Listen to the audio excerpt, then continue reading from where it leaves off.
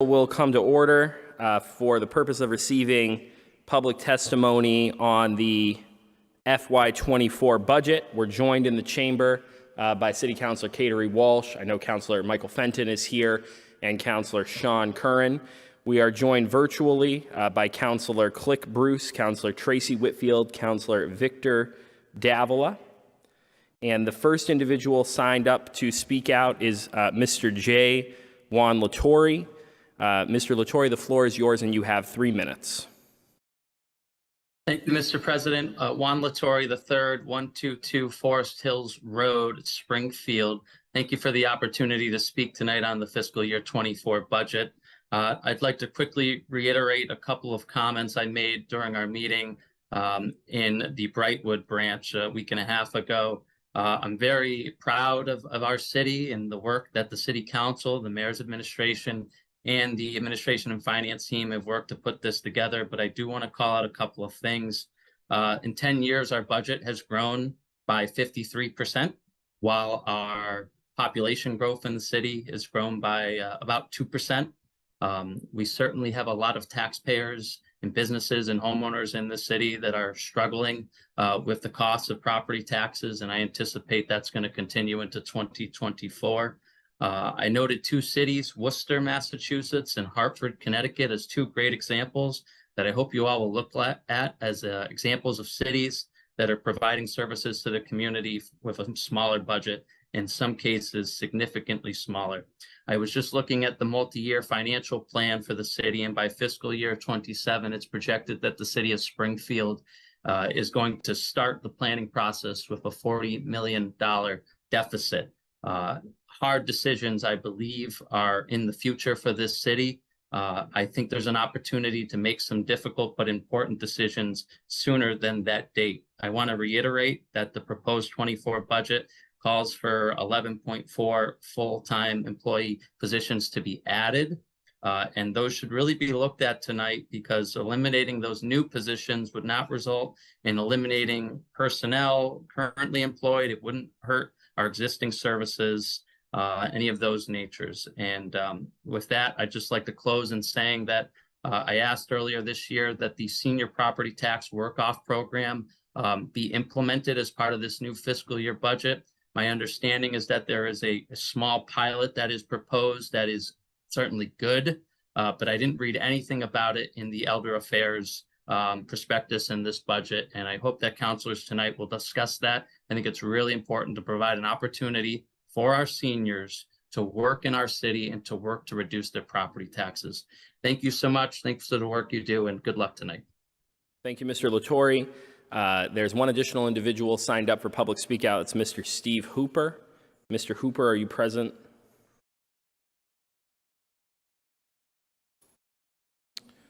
Seeing as Mr. Hooper is not present and there are no further individuals signed up to speak out, is there any individual present virtually who was intending to speak out this evening?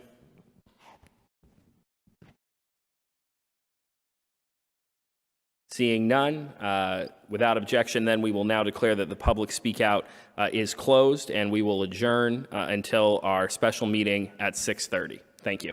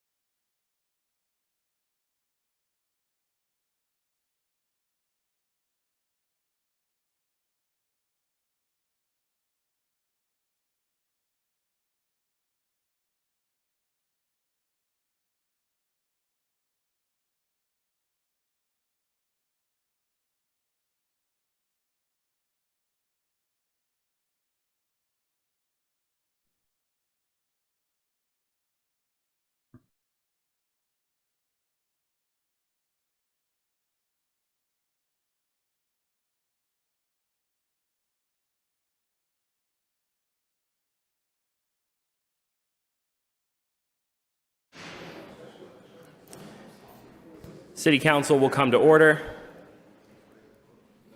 Madam Clerk, please call the roll. Counselor Walsh. Present. Present. Counselor Fenton. Present. Present. Counselor Perez. Present. Present. Counselor Whitfield. Present. Present. Counselor Govan. Present. Present. Counselor Allen. Present. Present. Counselor Brown.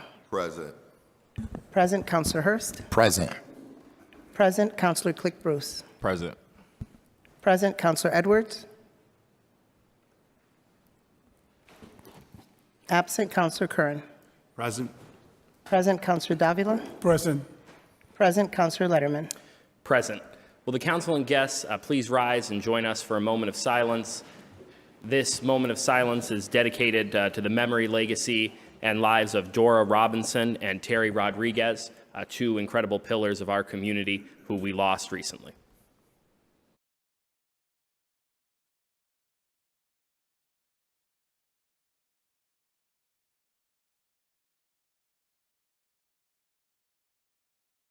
Please remain standing for the Pledge of Allegiance. I pledge allegiance to the flag of the United States of America and to the republic for which it stands, one nation, under God, indivisible, with liberty and justice for all. Thank you. You can all be seated. Before we proceed with our agenda, please let the record reflect that Councilors Perez and Councilor Whitfield are participating in the proceedings remotely. With that, we have a number of items that are financial orders that were continued over from the last meeting and are necessary as well for our budget vote later. So we will proceed through those. Madam Clerk, can you please call the first item? The first item is the FY22 certified free cash to the Stabilization Reserve Fund in the amount of $17,591,479.91. CAFO Plant. Thank you, Mr. President. TJ Plant CAFO. This is to ask the council to transfer $17.5 million of certified free cash into stabilization reserve, so we can shore up our reserves, so we can, if we head into a recession, we have our reserves at a level, healthy level to manage through it.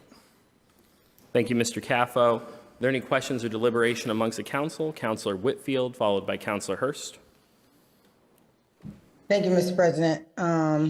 So TJ, just for the record, for the public, can you please explain how much of funds we have to have based on the law in the stabilization reserve fund, and what percentage is what I mean of the budget? So our financial policies and ordinance have 5 to 15%. Currently we have, I believe, close to just over 5%, and this will put us just over 7% once we make this move. So Lindsay at the last meeting said we had 6%, and this would put us closer to 8%. So That's probably rounding, so we're probably 5 point something percent rounded up to 6, and 7 point, something percent rounded up to 8. closer to 6 and closer to 8. Correct. I'll double check, but yeah, that sounds accurate. Okay, so, and then when we talked about funding the Board of Police Commission, and I requested that some of that, because it is in the consent decree, and I requested that some of that come out of the free cash. What are your thoughts on that? I will happily entertain any budget requests that come in regarding the Board of Police Commissioners, and do my due diligence as CAFO and run it by the mayor for his consideration, and then make the necessary appropriations when that time comes. And the last meeting that we had, you were going to speak to Norman Rodon about who is the chair of the Board of Police Commission. Did you have the opportunity to do that?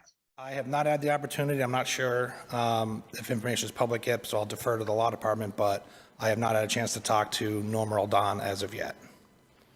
About the budget? And then in addition, the property tax bills are going to increase again based on the current budget and the revenue that we're expected to generate is going to increase the property tax by what, 17 million roughly? The amount that we have set for the tax rate, roughly 252 million going to 262 million. We used 10 million last year to reduce the levy, to reduce the burden on our taxpayers. The mayor has recommended 5 million from free cash plus the 2 million invested in treasury notes for a total of 7 million, with a commitment to look at it in November as we get a better lay of the land of the property values of the housing market and of the economy, and to make further adjustments at that point in time. Okay, so there was no consideration of putting more of the free cash, the 17 million, toward the property tax? 5 million was the max? Yeah, the total amount that the mayor's got on the table right now is 7 million. Right, with the treasury bond interest. Correct. 5 million from free cash. Correct. And so I want to recommend that we do more of free cash, and I think I asked you to look into that, and the mayor said he would not consider more at this time. That is correct. 5 million is the number we're most comfortable with. Okay, and is that the mayor's recommendation? I am not authorized to amend the order or to change anything based upon the recommendation that the mayor sponsored in the last meeting, these recommendations tonight. Okay, well, I don't think that that's the right decision, so I just want to go on the record and say it. Over the past 8 years, this will be the 9th year that the tax bill has increased for the residents in the city of Springfield. And I think that we should do all we can up front, because what typically happens is we'll get to that time and we'll say, well, we only got this amount of free cash, so we're gonna stay with the 7 million that we already requested go toward the property tax bill. And I mean, that's what's typically been happening. Every time I ask for more to go toward the property tax bill, it's shut down. And so I'm gonna do it again. And if you shut it down again, you know, that'll just be what it is. But we need to do more for our residents in the city of Springfield. Everything around them increasing. We just got a notice that the water bill is going to increase 6.5%. Gas is increased, food is increased. I mean, eggs and milk. Like, and you're talking people on fixed incomes that lived here for 30 plus years or more. Even those that live here with less, that got children at home, fixed income. And we need to really, really consider our residents when we talk about the property tax increase. It may not be a lot to some that can afford it, but to those that can't, you know, we need to help them out a little bit more. So, Mr. President, that will be my final comment. Thank you. Thank you, Councilor Whitfield. Councilor Hurst. Yeah, I'll just echo the sentiments of my colleague, Councilor Whitfield, between the police commission budget or lack thereof and not giving, at the very least, what it is that we gave towards property taxes last year. It certainly is difficult for me to approve this transfer. The residents that I've spoken to are struggling, and it's no secret that they've been struggling for a while. And so the fact that, you know, we can't at the very least get to where it was in terms of the $10 million that we put towards taxes last year, for me, is a smack in the face to the residents. And it just, you know, we ought to be able to do better. And we're in a pretty good financial position right now.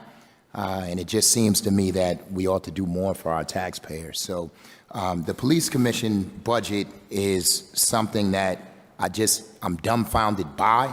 And the fact that we don't have a budget for the police commission to operate, you know, that essentially, you know, we're setting them up to fail. And we've been setting them up to fail in a variety of different ways for a while. And this is ultimately a continuation of that effort. And, you know, for me, it's a direct result of the administration. So I'm not going to approve the transfer to the stabilization fund, nor am I likely to approve the budget either on those grounds. So my hope, TJ, is that maybe between now and 7 o'clock, we'll be able to figure something out, or between now and the item number 8, to get more money to our taxpayers and to get some funding into our police commission budget. But the fact that the law requires it, and the fact that we're not doing what it is that the consent decree requires is, you know, is something that we're going to have to reckon with at some point in time. And, you know, so we'll see what happens, but it's unfortunate. Thank you, Mr. President. Thank you, Councilor Hurst. Are there further questions or deliberation amongst the council? Councilor Govan.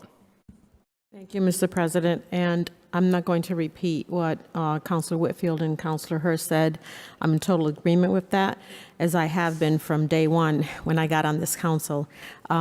You know, the property tax issue may not be an issue for everybody, but I believe the majority of our residents do have an issue with it. And I sent an email earlier, TJ, I'm not sure if you received it, asking that the mayor consider using $7 million of this free cash that's going to the stabilization reserve fund for property tax relief for next year.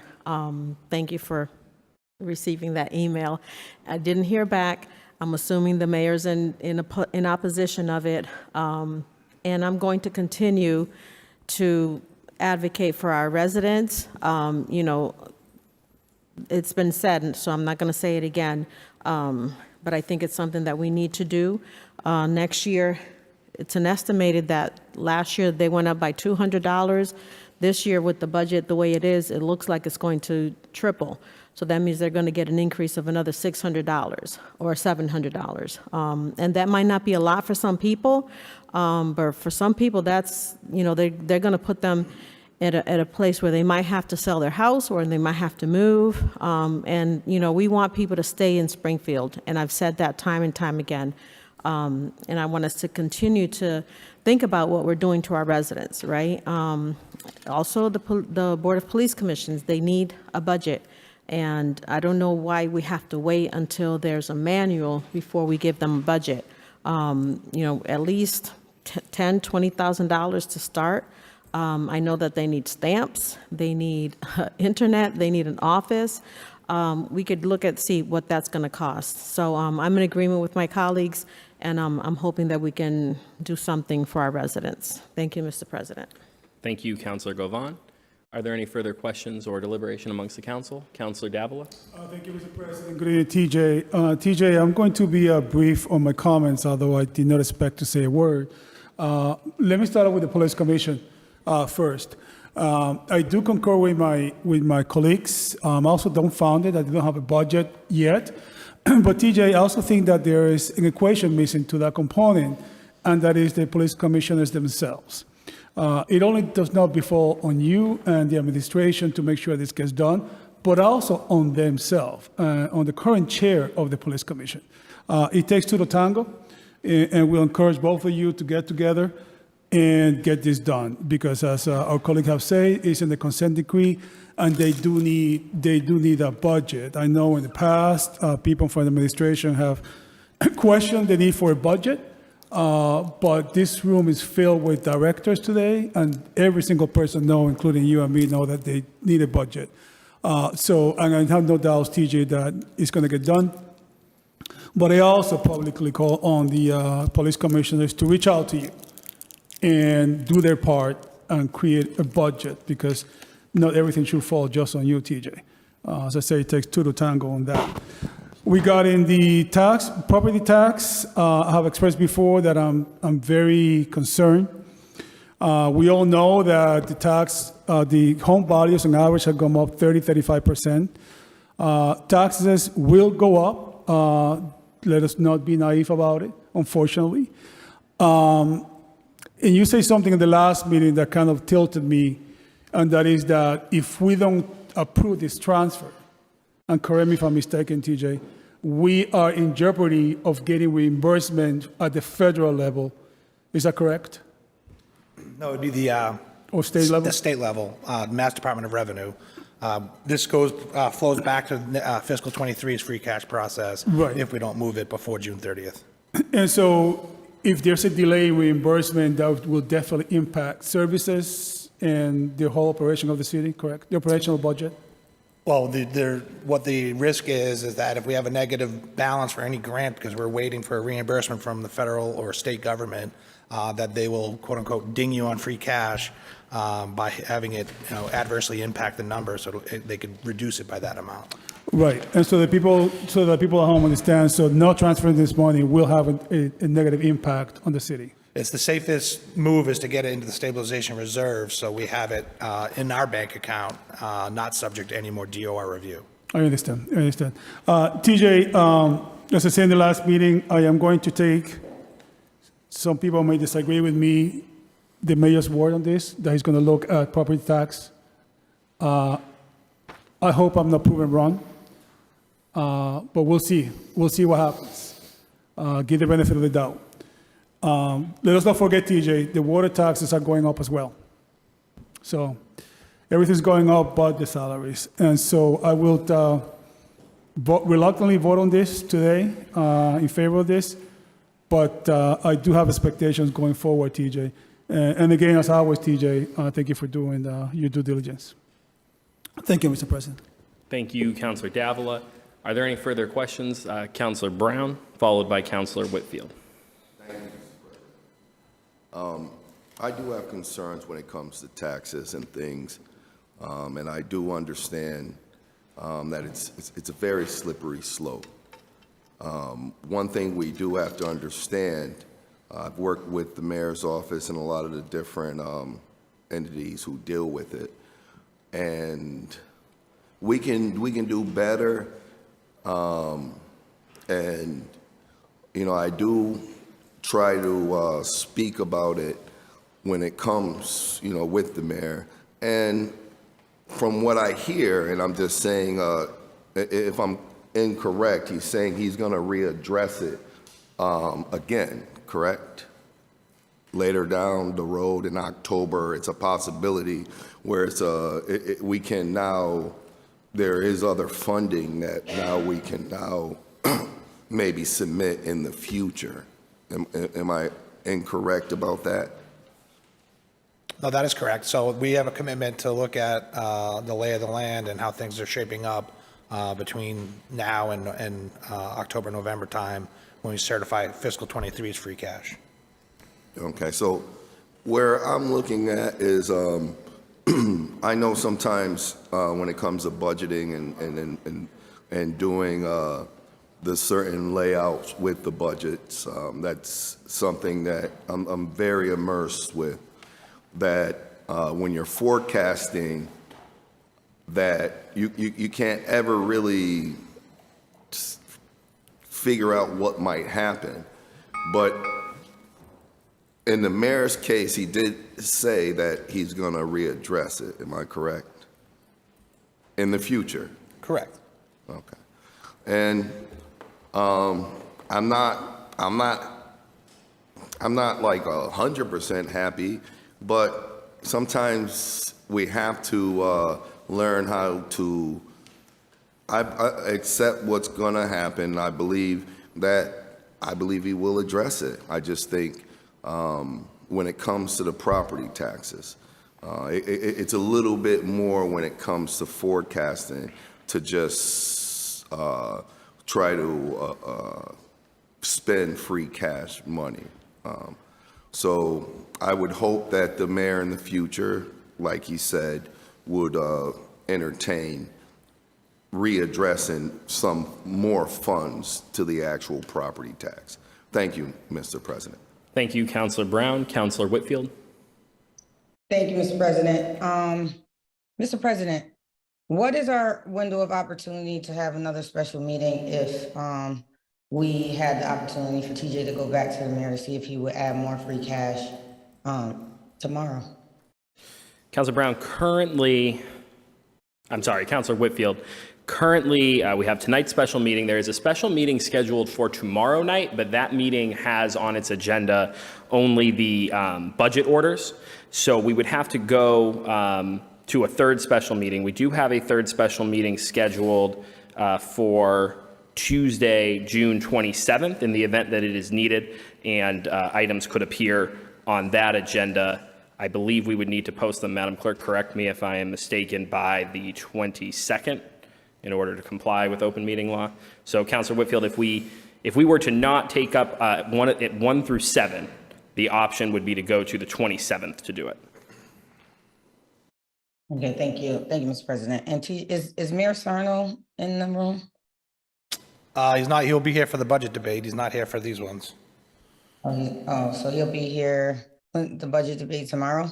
The budget debate, if we get to item 8 through 11 tonight, he'll be here for those. And is that tomorrow? That is tonight. Hopefully it's tonight. That is tonight, Councilor. Well, it is on the agenda for tonight. He'll be here tonight. Correct. Because I would like to hear from him that he is going to consider moving more funds to property tax when the evaluations of the property values are done. I want to hear it from him because time and time again, I have fought to try to get more relief to the residents of the city of Springfield, and the pushback is unbelievable. And that's just doing the right thing. It's not like siding with me, it's siding with the constituency, it's siding with those who can't afford it. And if we can put 15 million, maybe 21 million toward pension obligations, because it was brought up, I'm hoping that the same thing could happen with giving relief to our other residents in the city of Springfield, because not all employees in Springfield, our municipal workers. And I know that we have to take care of our municipal workers, like we have to take care of our veterans, but we also have to take care of our seniors and those on low income and those with disabilities that need this relief now. And so I want to hear the commitment from the mayor before we even take a vote on the reserve. So, Mr. President or TJ, does the transfer to the stabilization reserves have to come first before we do some of the other orders? Technically, no. As long as the transfers are done, the only one that's linked to is the item 2, which is the 5 million estimated revenue for tax reduction. That's the only one that's linked to the budget. Everything else is a separate vote. So is there any way that is there any type of motion that could be made to put this closer to the end of the agenda, Mr. President? One moment, Councilor Whitfield. Thank you.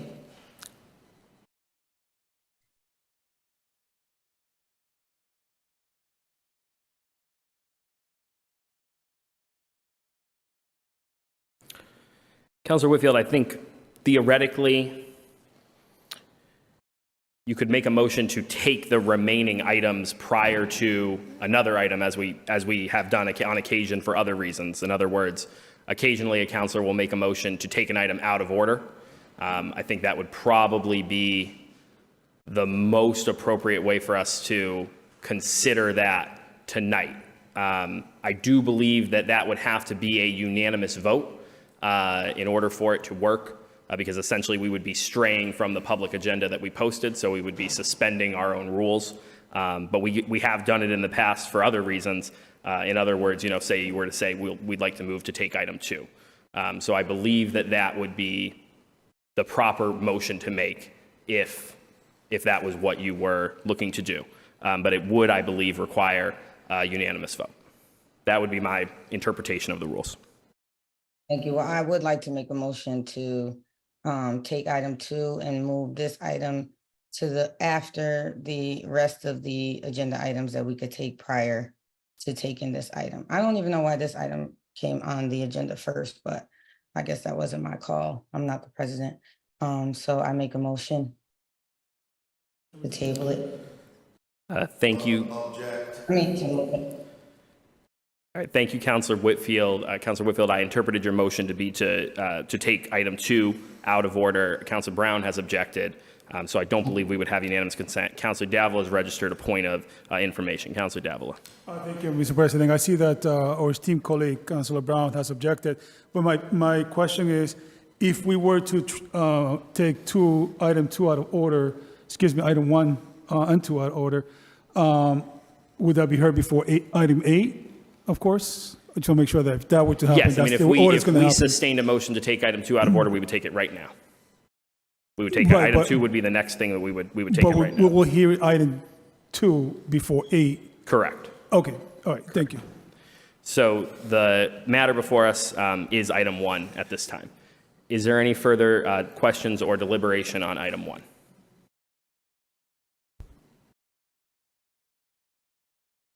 Seeing no further questions or deliberation, without objection, Madam Clerk, please call the roll on approval of the first item. On approving the item, Counselor Walsh. Yes. Yes, Counselor Fenton. Yes. Yes, Counselor Perez. yes, Yes, Counselor Whitfield. No. No, Counselor Govan. No.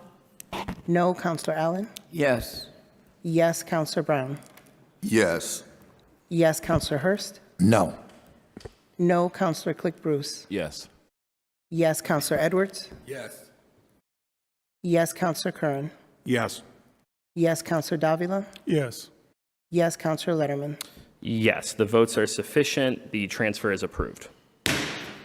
Madam Clerk, please call item 2.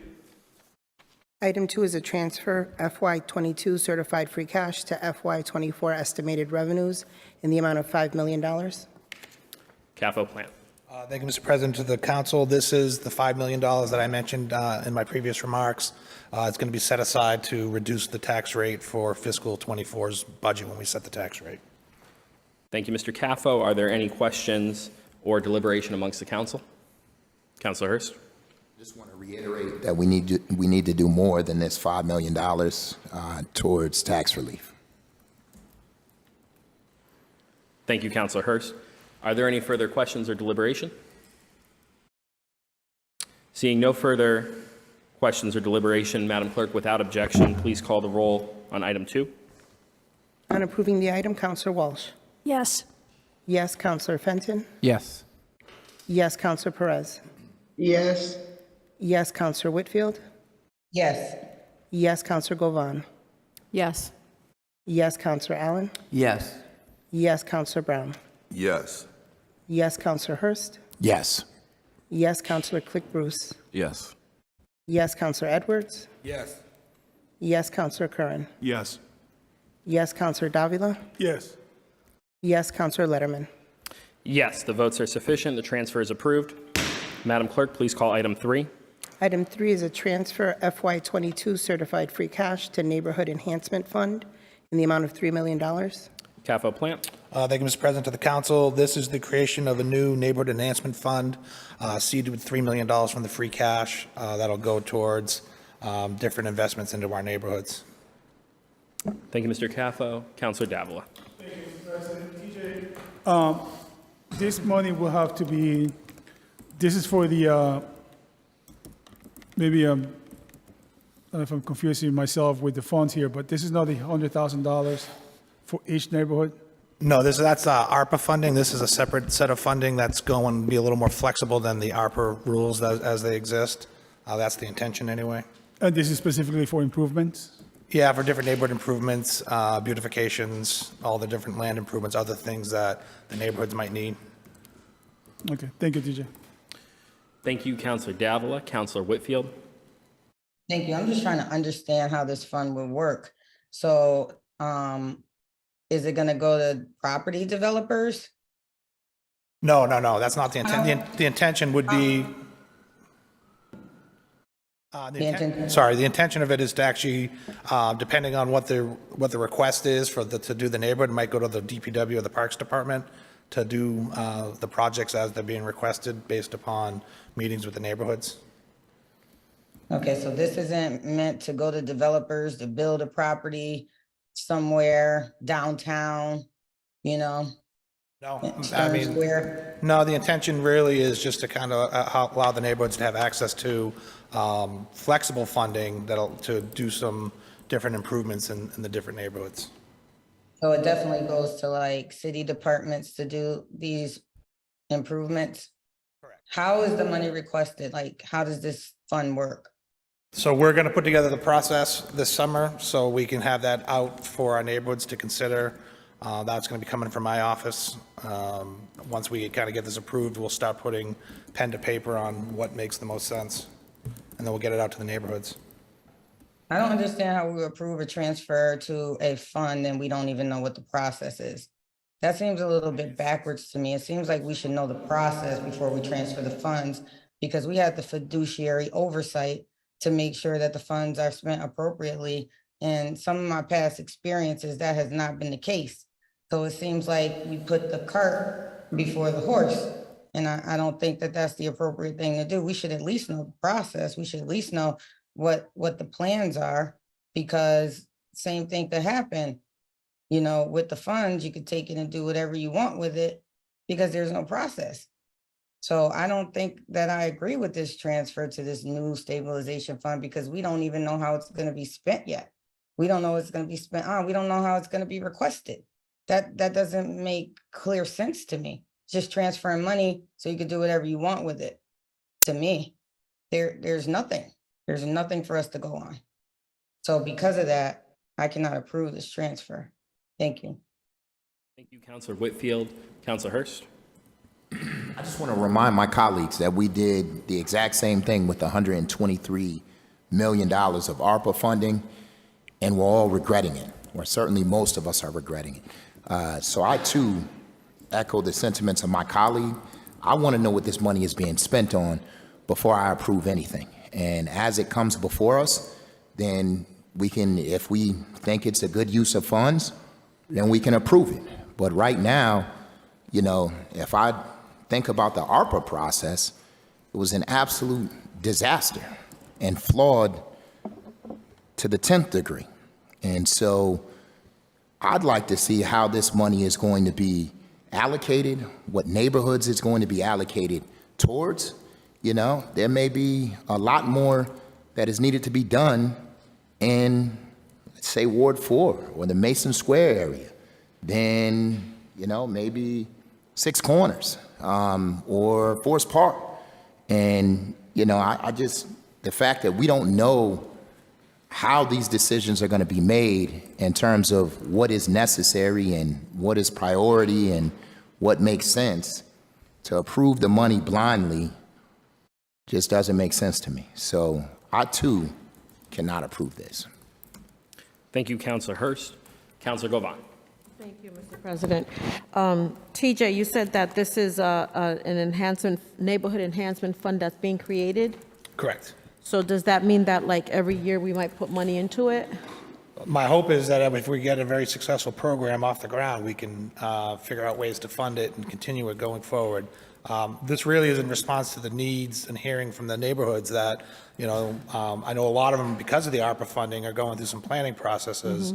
And we've, you know, discovered that some of the stuff, because ARPA aren't eligible, but they're still good ideas that we're trying to figure out ways to fund it. Right, so I would imagine, I would hope that you would go to like the neighborhood councils, like in Indian Orchard, for example, and maybe get a request from them possibly, like to do maybe hanging flower baskets or things to beautify or enhance and improve the neighborhood. So something like that? That's the intention. That's the intention. Okay.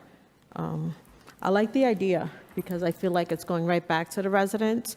And I'm hoping, like my colleagues said, that we will find a good process. And I think going to the neighborhood councils, like we're doing with the ARPA, is the best way to approach it because they're the ones that know what the neighborhoods need. So I'm just hoping that that might happen. Thank you. Thank you, Mr. President. Thank you, Councilor Govan. Councilor Whitfield, followed by Councilor Davila. Thank you, Mr. President. You know, councilors, we have a fiduciary responsibility as city councilors to do our due diligence when we're approving funds. And I know that there was concerns even from Council President before to not approve things when we don't know what's going to happen with it, or at least not approve the full amount. This is not doing our due diligence. We don't know the process. And we can always and this is not a dig to your comment or anything like that, Councilor Govan, but we can always have hope and pray for the right things to be done, but that haven't always been the case. And so we got to look at the history of things and things that have been done in the past that has not really worked out based on promises from the administration. Like everything, we all know everything that's been happening is not all good, and we can't keep putting a blind eye over that. This is residents' money. This is taxpayer money. This is even my money because I pay taxes here, and so do all of you. Like, it can't be a hope, wish, and a dream, and a faith, and we need facts. These facts are not being delivered. The same facts that we should put toward doing our due diligence here, making sure it's equitable process. All these things are not happening right now. It's just like, trust us to transfer this money to do the right thing. The right things have not been done in the past. And we got to look at that. We got to look at the big picture. Like we can't just trust, and then it go wrong. And then we're in the paper and then we're fighting again. And then it seems like we're attacking the mayor. It's not like that. This is our responsibility as city councilors. That's why they come before us. So if this process isn't being done, we need to really think about that as counselors. Like, I love going to the neighborhood councils. Yes, I think that's a great idea, but why didn't you go ahead of time? Why haven't that been done? I mean, I know you've heard from some going through the ARPA process, but now you're gonna create a process and go back again. Like that's backwards to me. It's just backwards to me. So, I mean, let's think about this, counselors, like really, really think about it. We have to do our due diligence. That's our job. That's what we're voted in for. Thank you, Mr. President. Thank you, Councilor Whitfield. Councilor Davila, followed by Councilor Perez.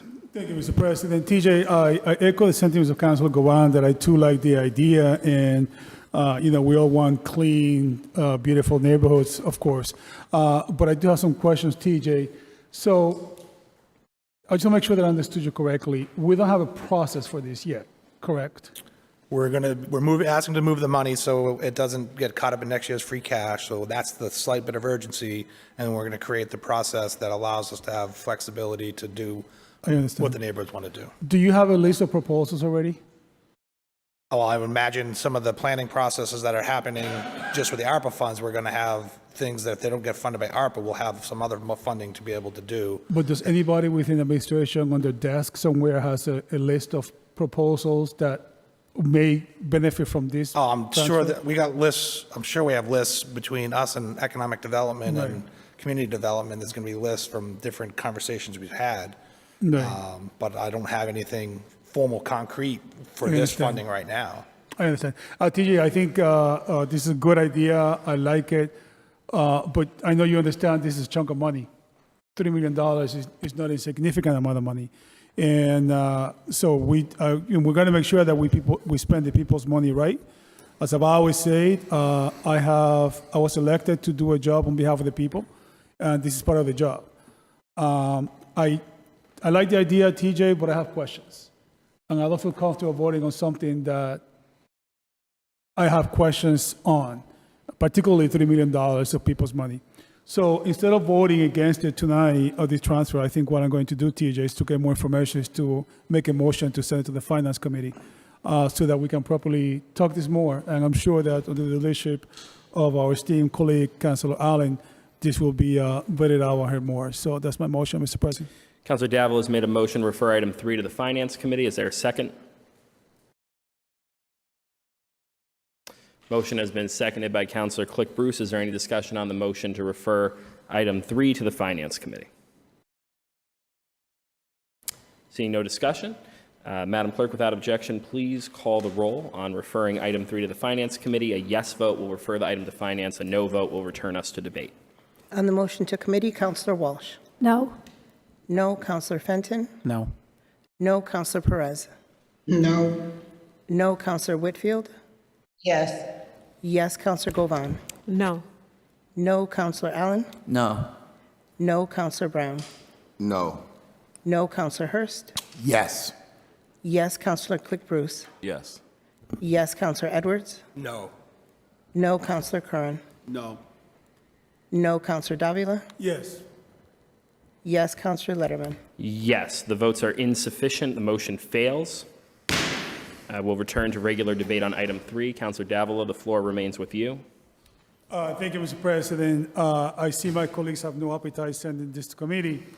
And, TJ, I think that I wish you had more information for us. I wish somebody will tell us, well, we might use this money for this, for that. And I think this is part of what, giving you money first and then try to figure out how we spend it later or what the process. I feel uncomfortable with it. And I feel like I'm in a hard place right now, on this one. So I wish in the future that you guys could tell us this more ahead of time with a concrete plan, because $3 million is a lot of money, and we don't know what really is going to be spent on. Thank you, TJ. Thank you, Mr. President. Thank you, Councilor Davila. Councilor Perez on item 3. TJ, I have a question. Is this based on the needs assessment that was done through the councils? And those funds are gonna be utilized because some of the items that were identified was not able to be approved to the ARPA money. That's part of the process with this neighborhood monies. Yes, that is where the concept came out of, is having those conversations and realizing that some of the ideas that the neighborhood councils were thinking, we just couldn't make eligible, and so but there were still good ideas, and that's kind of where this fund kind of came to life, as a way to have a little more flexibility. Thank you, TJ. Thank you, Mr. President. Thank you, Councilor Perez. Is there any further deliberation? Councilor Brown, followed by Councilor Whitfield. Thank you, Mr. President. I definitely think that it is a good idea. I know as far as working with you guys have been in Ward 4. You've been to the neighborhood council, you've met with us. There's certain things we still need to get done, so you have been active in our neighborhood councils, so I commend you for that. I know as far as this particular money, I know the McKnight Council, they're looking for an actual a place of residency. Is that something that this actual funding can help them? Because they did the research, they did everything. They've been doing it for a year almost, and for some reason, it's something that hasn't been addressed yet. Is there anything as far as this $3 million that can help the McKnight Council get a place of residency? Because they're a very active neighborhood council. I'll have to look into that one, Counselor, get the specifics on kind of the research they've done and what their request was during the ARPA process, but I can look into that. Thank you. Thank you, Mr. President. Thank you, Councilor Brown. Councilor Whitfield. Thank you, Mr. President. TJ, is there a assessment list that we can see that through the assessment that was done, is there a list of the needs that ARPA cannot pay for that we could see that this funding would go to? Yeah, let me check with Tim Sheehan and his team, who did a lot of those conversations, and see if they have anything formal or anything that they have that we can present. Okay, thank you. Based on like some of my colleagues' comments, I'm pretty sure they're gonna vote this transfer, but I'm just gonna reiterate again, that is really irresponsible of us to vote for something that we don't even know what the process is. We have no idea where the money is going. It just doesn't like really make sense, like that we're just gambling with residents of the city of Springfield's funds, and we have no idea how it's going to be spent, who it's going to go to. Is it going to be a fair process? Is it going to be equitable for each community? Is each community going to get its fair share? Like, we don't have any of those details. We don't even know the projects that it will be going to. We know nothing. We just trust because the name says neighborhood, what is it, enhancement fund? What does that mean? It's new. What does that mean? So if we think about it logically, it doesn't make sense to transfer $3 million, but we know what we could have transferred $3 million to property tax. We knew where that was going to go. We know that process, but yet we decide, no, let's create another whole fund, and we don't have any idea where it's going, instead of really helping some of the residents in the city of Springfield have more of a discount to their property tax that has increased over the last 8 years. So this doesn't make sense to me, but I'm pretty sure the council will vote it in. So, you know, I'm still not going to vote for it. I need more details. But TJ, if you can get that list of the assessment and the needs, that would be very helpful, or ask Tim Sheehan. Thank you. Thank you, Councilor Whitfield. Are there any further questions or deliberation amongst the council? Councilor Davila, followed by Councilor Hurst. Thank you, Mr. President. TJ, I am very uncomfortable with this. I really am. $3 million is a lot of money. I'm very uncomfortable. I mean, if we vote against this, you know, people are going to say, "Oh, look at this guy. He doesn't want to make my neighborhood better. He doesn't want my neighborhood to look better." That will be a superficial argument, right? That will be the political argument that could be used.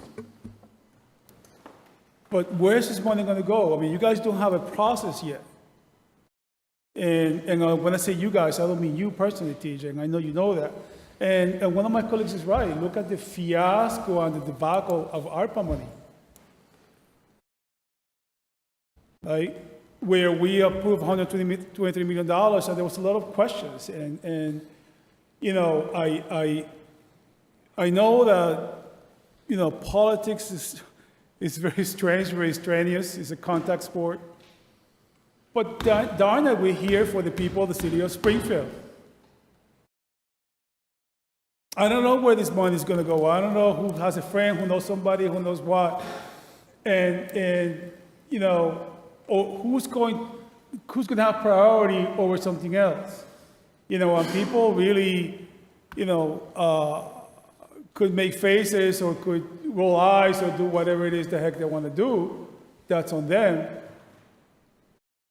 But I'm stating my opinion, my thoughts here, and I'm really concerned with this $3 million transfer without having a process.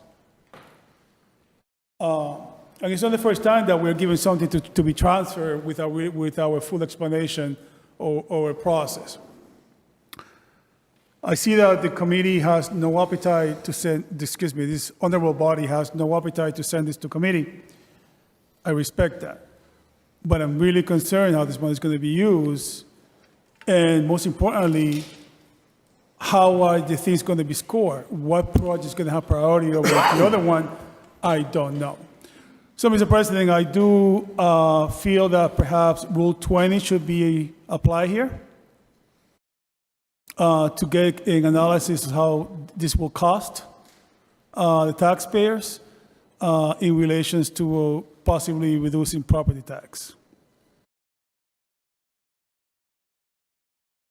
Councilor Davila, is that an invocation? I beg your pardon, Mr. President? Are you invoking Rule 20? Yes. Okay. Can you state your invocation again? I invoke Rule 20. Councilor Davila has invoked Rule 20.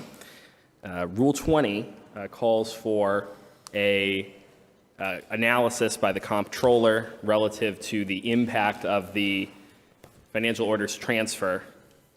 I will rule that Rule 20 is valid, and that will end debate on item 3. Madam Clerk, please call item 4. Item 4 is a transfer for FY22 certified free cash to roadway improvements in the amount of $2.5 million. CAFO plan. Thank you, Mr. President. To the council, this is a transfer of $2.5 million to the DPW to provide additional road and sidewalk repairs. Are there any questions from the council relative to item 4? Seeing no questions, without objection, Madam Clerk, please call the roll to approve item 4. On approving the item, Councilor Walsh. Yes. Yes, Councilor Fenton. Yes. Yes, Councilor Perez. Yes. Yes, Councilor Whitfield. Yes. Yes, Councilor Govan. Yes. Yes, Councilor Allen. Yes. Yes, Councilor Brown. Yes. Yes, Councilor Hurst. Yes. Yes, Councilor Click Bruce. Yes. Yes, Councilor Edwards. Yes. Yes, Councilor Curran. Yes. Yes, Councilor Davila. Yes. Yes, Councilor Letterman. Yes, the votes are sufficient. Item 4 transfer is approved. Madam Clerk, please call item 5. Item 5 is a budget transfer within a department, finance to multi-year pay-go fund in the amount of $1,482,207.12. CAFO plan. Thank you, Mr. President. To the council, this is what we ask the council to approve annually to move projects that have been funded by the PAYGO capital account that are in process to allow us to transfer it to next year to finish up the projects. Thank you, Mr. CAFO. Are there any questions or deliberation amongst the council? Seeing none, without objection, Madam Clerk, please call the roll on approving transfer in item 5. On approving the item, Councilor Walsh. Yes. Yes, Councilor Fenton. Yes. Yes, Councilor Perez. Yes. Yes, Councilor Whitfield. Yes. Yes, Councilor Govan. Yes. Yes, Councilor Allen. Yes. Yes, Councilor Brown. Yes. Yes, Councilor Hurst. Yes. Yes, Councilor Click Bruce. Yes. Yes, Councilor Edwards. Yes. Yes, Councilor Curran. Yes. Yes, Councilor Davila. Yes. Yes, Councilor Letterman. Yes, the votes are sufficient. The transfer is approved. Madam Clerk, please call item 6. Item 6 is bills of prior year for the Law Department in the amount of $11,385. CAFO plan. Thank you, Mr. President. This is a request for the City Council to authorize the Law Department to pay a bill from previous fiscal year and using this fiscal year's funds. Are there any questions from the council or deliberation amongst councilors? Seeing none, without objection, Madam Clerk, please call the roll to approve the bill of prior year. On approving item 6, Councilor Walsh. Yes. Yes, Councilor Fenton. Yes. Yes, Councilor Perez. Yes. Yes, Councilor Whitfield. Yes. Yes, Councilor Govan. Yes. Yes, Councilor Allen. Yes. Yes, Counselor Brown. Yes. Yes, Counselor Hurst. Yes. Yes, Counselor Click Bruce. Yes. Yes, Counselor Edwards. Yes. Yes, Counselor Curran. Yes. Yes, Counselor Davila. Yes. Yes, Counselor Letterman. Yes, the votes are sufficient. The order is approved. Madam Clerk, please call item 7. Item 7 is bills of prior year for the Police Department in the amount of $2,628.82. Capo Plant. Thank you, Mr. President, to the council. This is the similar, we're asking permission to pay old invoices using current year funds for the police department. Thank you, Mr. Caffo. Are there any questions for the Caffo on this order? Seeing none, without objection, Madam Clerk, please call the roll to approve the order. On approving the order, Counselor Walsh. Yes. Yes, Counselor Fenton. Yes. Yes, Counselor Perez. Yes. Yes, Counselor Whitfield. Yes. Yes, Counselor Govan. Yes. Yes, Counselor Allen. Yes. Yes, Counselor Brown. Yes. Yes, Counselor Hurst. Yes. Yes, Counselor Click Bruce. Yes. Yes, Counselor Edwards. Yes. Yes, Counselor Curran. Yes. Yes, Counselor Davila. Yes. Yes, Counselor Letterman. Yes. The votes are sufficient. The order is approved. Madam Clerk, please call item 8. Item 8 is FY24 Budget, General Fund. Mayor Sarno is here to speak to this. Mayor Sarno, welcome Thank you, back Mr. to the President, chamber. The very floor is much. yours. Thank you, counselors. And thank you for passing 2 of the 3 questions. Going to pull my cheaters out here.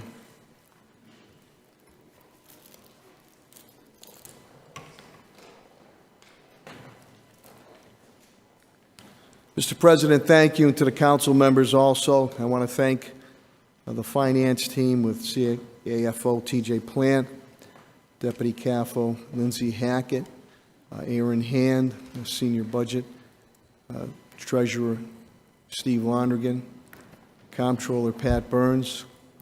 I want to thank all my cabinet heads, our cabinet heads and department heads down the rank and file who've been tested and true. I'm proud to present to you a FY24 budget. This is the 9th consecutive budget that has been balanced without the use of reserves, 9th in a row, which is unheard of many times in municipal finance. The budget's about $878 million. As you know, 2/3 of that is on the school side, which we cannot touch. That represents about a 7.2% increase. 9.7, which is good, came on the increase in Chapter 78, which goes to our school department. And basically, we raised our budget about $5.8 million. The majority of that came to contracts, labor contracts, which have been resolved, which the council has voted on. No layoffs. Again, no layoffs. All services stay in effect. We have a healthy rainy day fund of over $50 million. Our budget department has won for 15 consecutive years of administration the Distinguished Budget Award. Certificate of Excellence, 11 years in a row. That's an independent government finance officers group that puts it across. I understand that there's hardships that we're all facing in our residents, but there also is a threat of a looming recession. So we have to be cognizant, and I'm going to continue to keep my priorities in public safety, public education, economic development, healthy neighborhoods, and community services. And we want to continue to produce a budget that maintains all the core services with the personnel. Some of the good things that we bought with this budget that I'm hopeful that you will pass, in working with a number of city councilors too, one is expansion of hours at the East Forest Park Library. Worked very closely with City Councilor Finance Chair Tim Allen, and also with Mallow Brown from Mason Square Library to expand hours there for the community rooms. We've also increased our funding for our health department, emergency communications dispatch 911, and I know something near and dear to Councilor Victor Davila's heart on the anti-litter campaign. The ROCA Clean Sweep Initiative is coming on board through Pat Sullivan's department. Also, 17 new preschool classrooms are going to be added to our schools. Again, we are the first to have full, free-day, comprehensive preschool in the Commonwealth of Massachusetts. And I commend Superintendent Warwick and our school committee.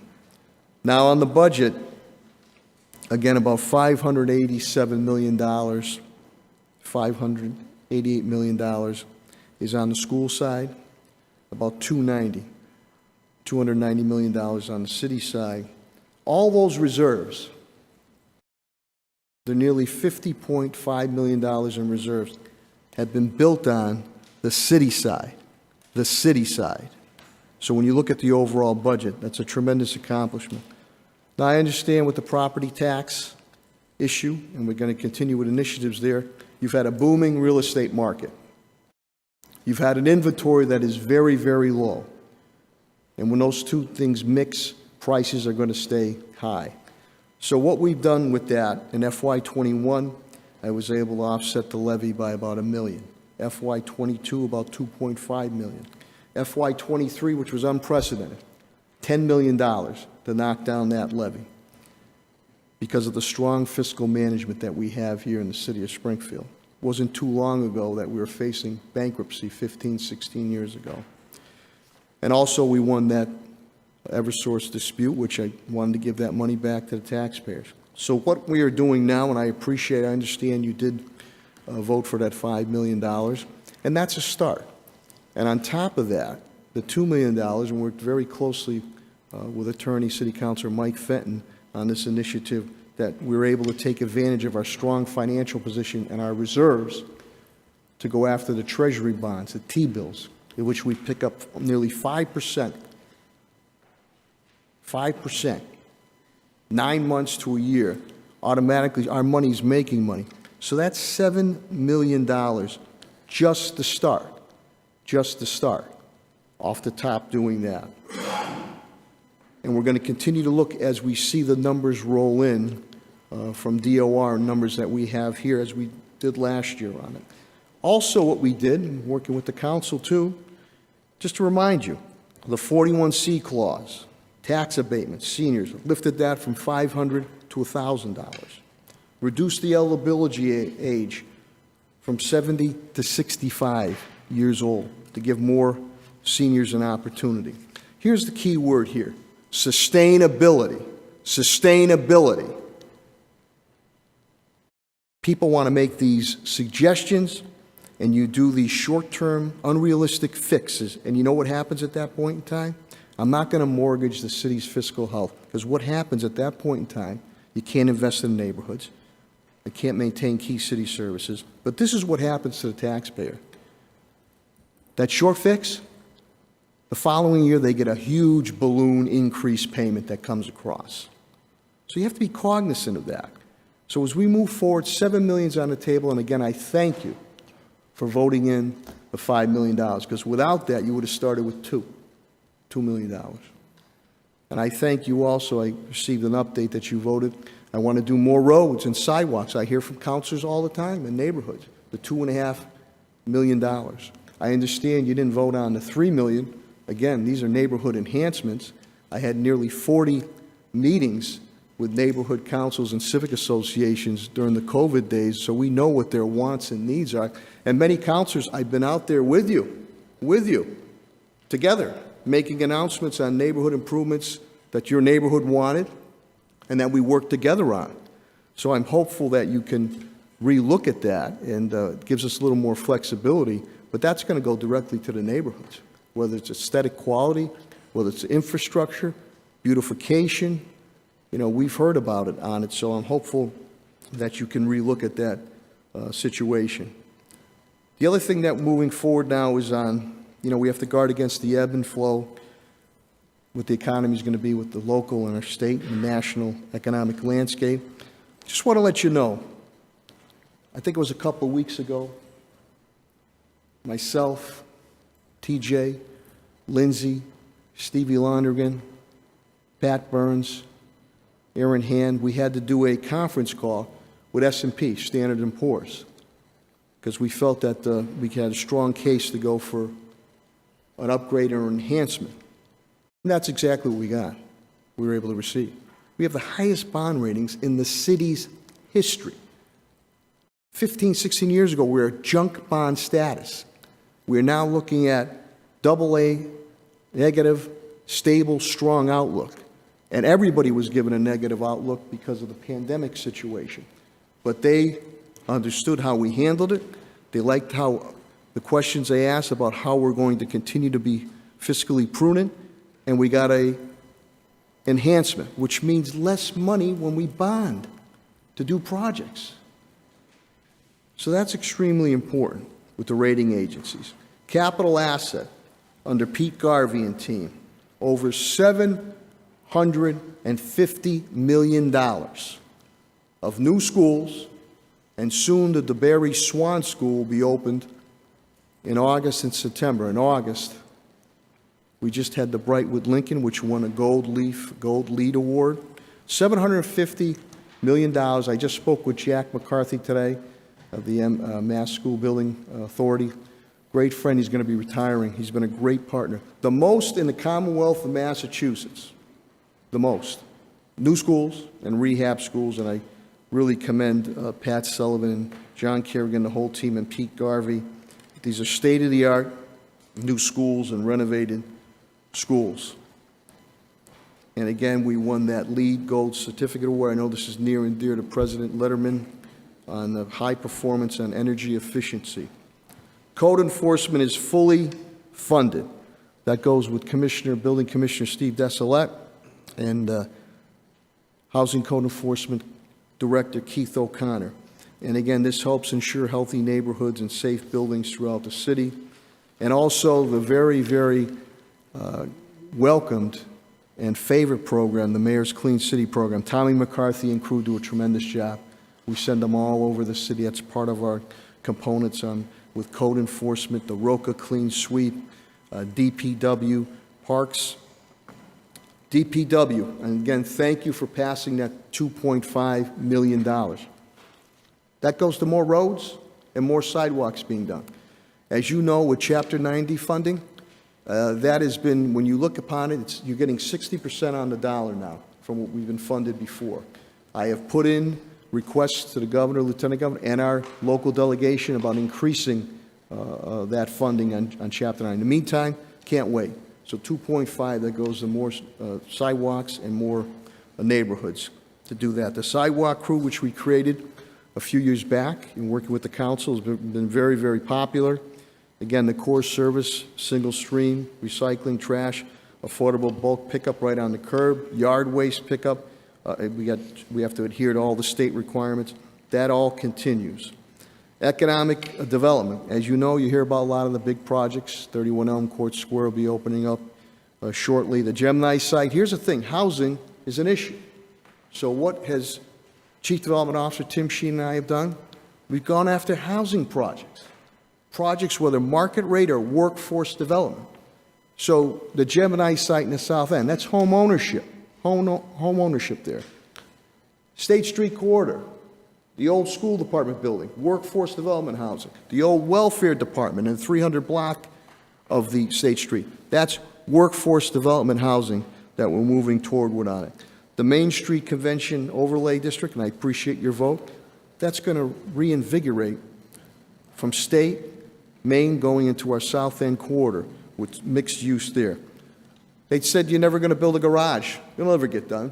And if it does, Sarno, you're going to pay for it. Not only is it getting done, the state's paying for it. I got them to pay for it on their dime. That'll be opening up shortly. Big Y, huge buzz with Big Y opening downtown. And it attracts other developers to come down there. The residents, people remember, downtown is a neighborhood. The residents of the neighborhood love it. The employees of the area love it. The visitors who come to the city of Springfield love it. So that's something that has been very, very important. The outdoor dining, which came out of the pandemic, extremely popular. We're helping businesses not only survive now, we're helping them thrive, and many others in the neighborhoods now to do the outdoor dining. We continue with CDBG funds, neighborhood storefront improvements. I know I've been out in the orchard a number of times, out in a lot of the neighborhoods a lot of times with the counselors on that. The Rise Up Small Businesses, Valley Ventures, helping the entrepreneurship. We continue that with the business curriculum. I know ARPA has come up. 88% of those funds have gone to minority or women-owned businesses, for the record. For the record. And if you talk to many of these individuals and businesses that received it, they're elated, because many of them said, I didn't know if I could survive. Now I'm stabilized, and now I'm able to thrive. 88%. Also unheard of, you're big on neighborhoods. I am too. Unprecedented. $1.8 million, $100,000 my administration has given to all the neighborhood councils and civic associations so they can do some of the projects that might enhance them, that they could do with a process there. That has been unheard of. That has gone to neighborhood councils and civic associations.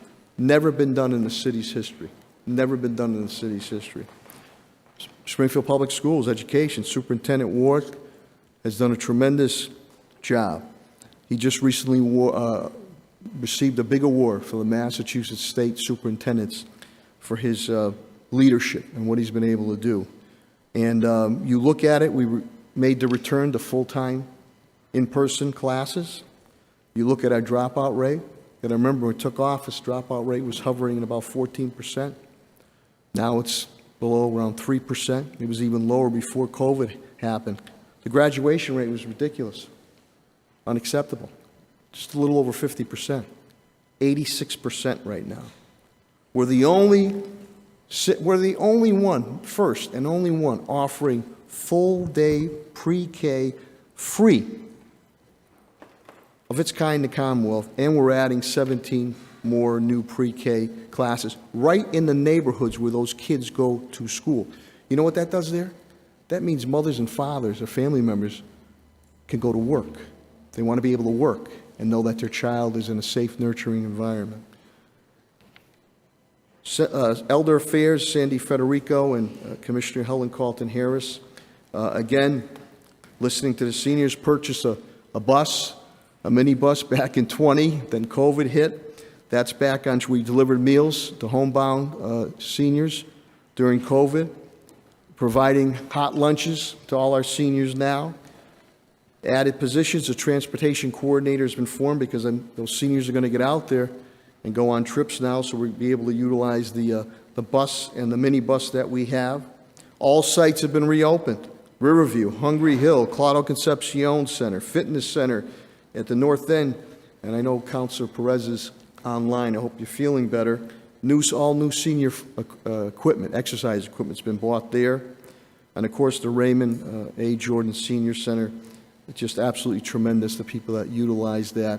Beautiful mosaic. We just had a great, from bingo, trivia, exercise, concerts, wellness checks, you name it. We just had another great community event there. The Brethren, who started the Juneteenth back in 2007, a great event we had there Saturday afternoon on it. So that's all going. Again, on the fiscal responsibility, this is something I mentioned earlier, but I want to also mention on pensions, which Councilor Allen has worked closely with us. We just had Sullivan and Powers in. I believe your audit committee might have called a meeting. That's independent out there. And clean bill of health, but they said, the strides you are making on trying to knock down that pension liability, we're appropriating $61.9 million. That's 9.1% increase over FY23. And they commended us on that. Now, you remember, that comes out of the general fund. So even that coming out of the general fund, we're still be able to provide on core services and initiatives that we want to get forward. Now, this is just not me. This is Sullivan and Powers, independent auditing accounting unit that comes in and made that comment. The technical assistance compliance, that's really the responsible employees ordinance, REO, Vice President, Councilor Melvin Edwards. I know that's very near and dear to his heart. That is helping with state and federal requirements, moving on construction, city construction projects. Health and Human Services, the elegant and eloquent Commissioner of Health and Human Services, Helen Carlton Harris. That department is fully funded, and we're also moving to stay steadfast pertaining to the, as we unwind under the COVID-19 pandemic. Opioid settlement funds. Now, we won some cases, but we're still waiting for the legislature to pass the legislation that we can get that money and other funds that we're looking for. But I didn't want to wait. I fronted that money to Helen, to the police department, and to the fire department to be proactive on our opioid response. The COVID-19 pandemic has really turned into an epidemic when it comes to the opioid crisis. But if we can get the legislature to pass that legislation, we can be able to avail ourselves to those funds. We're also dealing with other nonprofits and community stakeholders. Again, on the with health department too, the inspectional services, which are very, very important, whether it's restaurants, sampling, monitoring, enforcing federal, state, local codes, health issues. And then we continue now, they're going to do more outreach through mailings, new digital media outreach, keep our residents informed through e-newsletters, webs, blog content, social media messages. We funded a newly created racial equity along with the cannabis compliance coordinator. Libraries, and I know that's near and dear to your hearts, as it is with mine, Molly Fogarty and Helen Carlton Harris. All neighborhood libraries are funded. You could see in other communities, some larger than us, libraries are closing. Not only are we keeping our libraries open, we built a new library, the East Forest Park Library, which is well used. Additional hours are coming to the East Forest Park Library and working with Councilor Allen. I went there on a Saturday months and months ago, and the activity there. More hours are coming to Mason Square for the community room. We're going to continue to fund the Read and Write Now adult literacy program. We've also continued with our portable hotspots for Springfield libraries to allow free internet, Wi-Fi access, computer, tablet, smartphone, all the technical stuff. We're going to continue to fund that through the general fund. We received a one-year grant, but it's the right thing to do. Parks and Recreation. Administration has invested $93 million. Of that, about $73 million have gone throughout the whole city parks, about $18 million or so, $17 million to our crown jewel of Forest Park. The anti-litter campaign, which I know with Councilor Davila was also important. We have the Clean City Crew. We have code enforcement. We have Roca Clean Sweep we brought on. We have the Sheriff's Department. We have DPW. And through the school committee, I asked Superintendent Warwick about the curriculum. And that's now going to be put in the curriculum, the importance of anti-litter program. Also, the candid camera, hidden cameras we have throughout the city to catch the illegal dumpers on that. Again, we need backup from our courts, which is lacking greatly, as Police Superintendent Clapper would tell you that they're not even holding shooters anymore now. We're also, might not sound sexy, but you hear about it, you know, the tree stump program, Sheriff's Department. We're moving those. Terrace maintenance, I know you hear about that. With Pat Sullivan and team, terrace maintenance fully funded. All our parks, and especially our downtown crews, because there are parks down here, whether it's Da Vinci, Emerson Wright, we're just there for the South End Citizens Council event, Riverfront Park, Court Square, Stern Square, Pinchon Park, all neighborhood parks. Camp Angelina Star, state-of-the-art, Western Massachusetts for our kids that are disabled. That is back open after COVID. It was closed for 2 years, reopened. Additionally, all pools, splash pads will be open for all our families to enjoy. I want to give Joe Federico a shout out. It's been very difficult to recruit lifeguards, but we're getting there, and the more lifeguards, I think Director Sullivan can tell you, the more we get, the more it gives us an opportunity to even open up other natural water bases on that. Recreational programs, and having the Old South End Community Centers near and dear to my heart, as it is many of you here. All after-school programs, evening gym programs are funded. Summer concert series, big hit. Movies in the park, the neighborhoods love that. We'll continue to go. Big thing, Central Field. You know, Mayor, or Dominic, or Sarno, we need another big-time field. That's going to happen.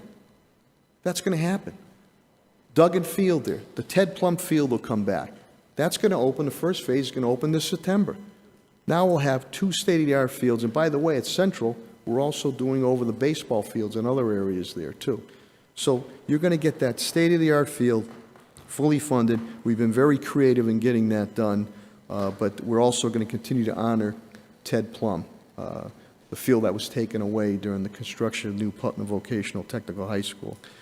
Parks Department, great collaboration, Sheriff Cochi, Nick's been great. We have the partnership with the patrols that are there and looking to expand. We have the horse patrols. We have the mounted, we also have the therapy dogs that are in there. We have the Springfield Police Department with the motorized trike defenders that are in there. People love it. They feel very comfortable and welcome at Forest Park, and that's a partnership. It's not costing us a dime, not costing us a dime.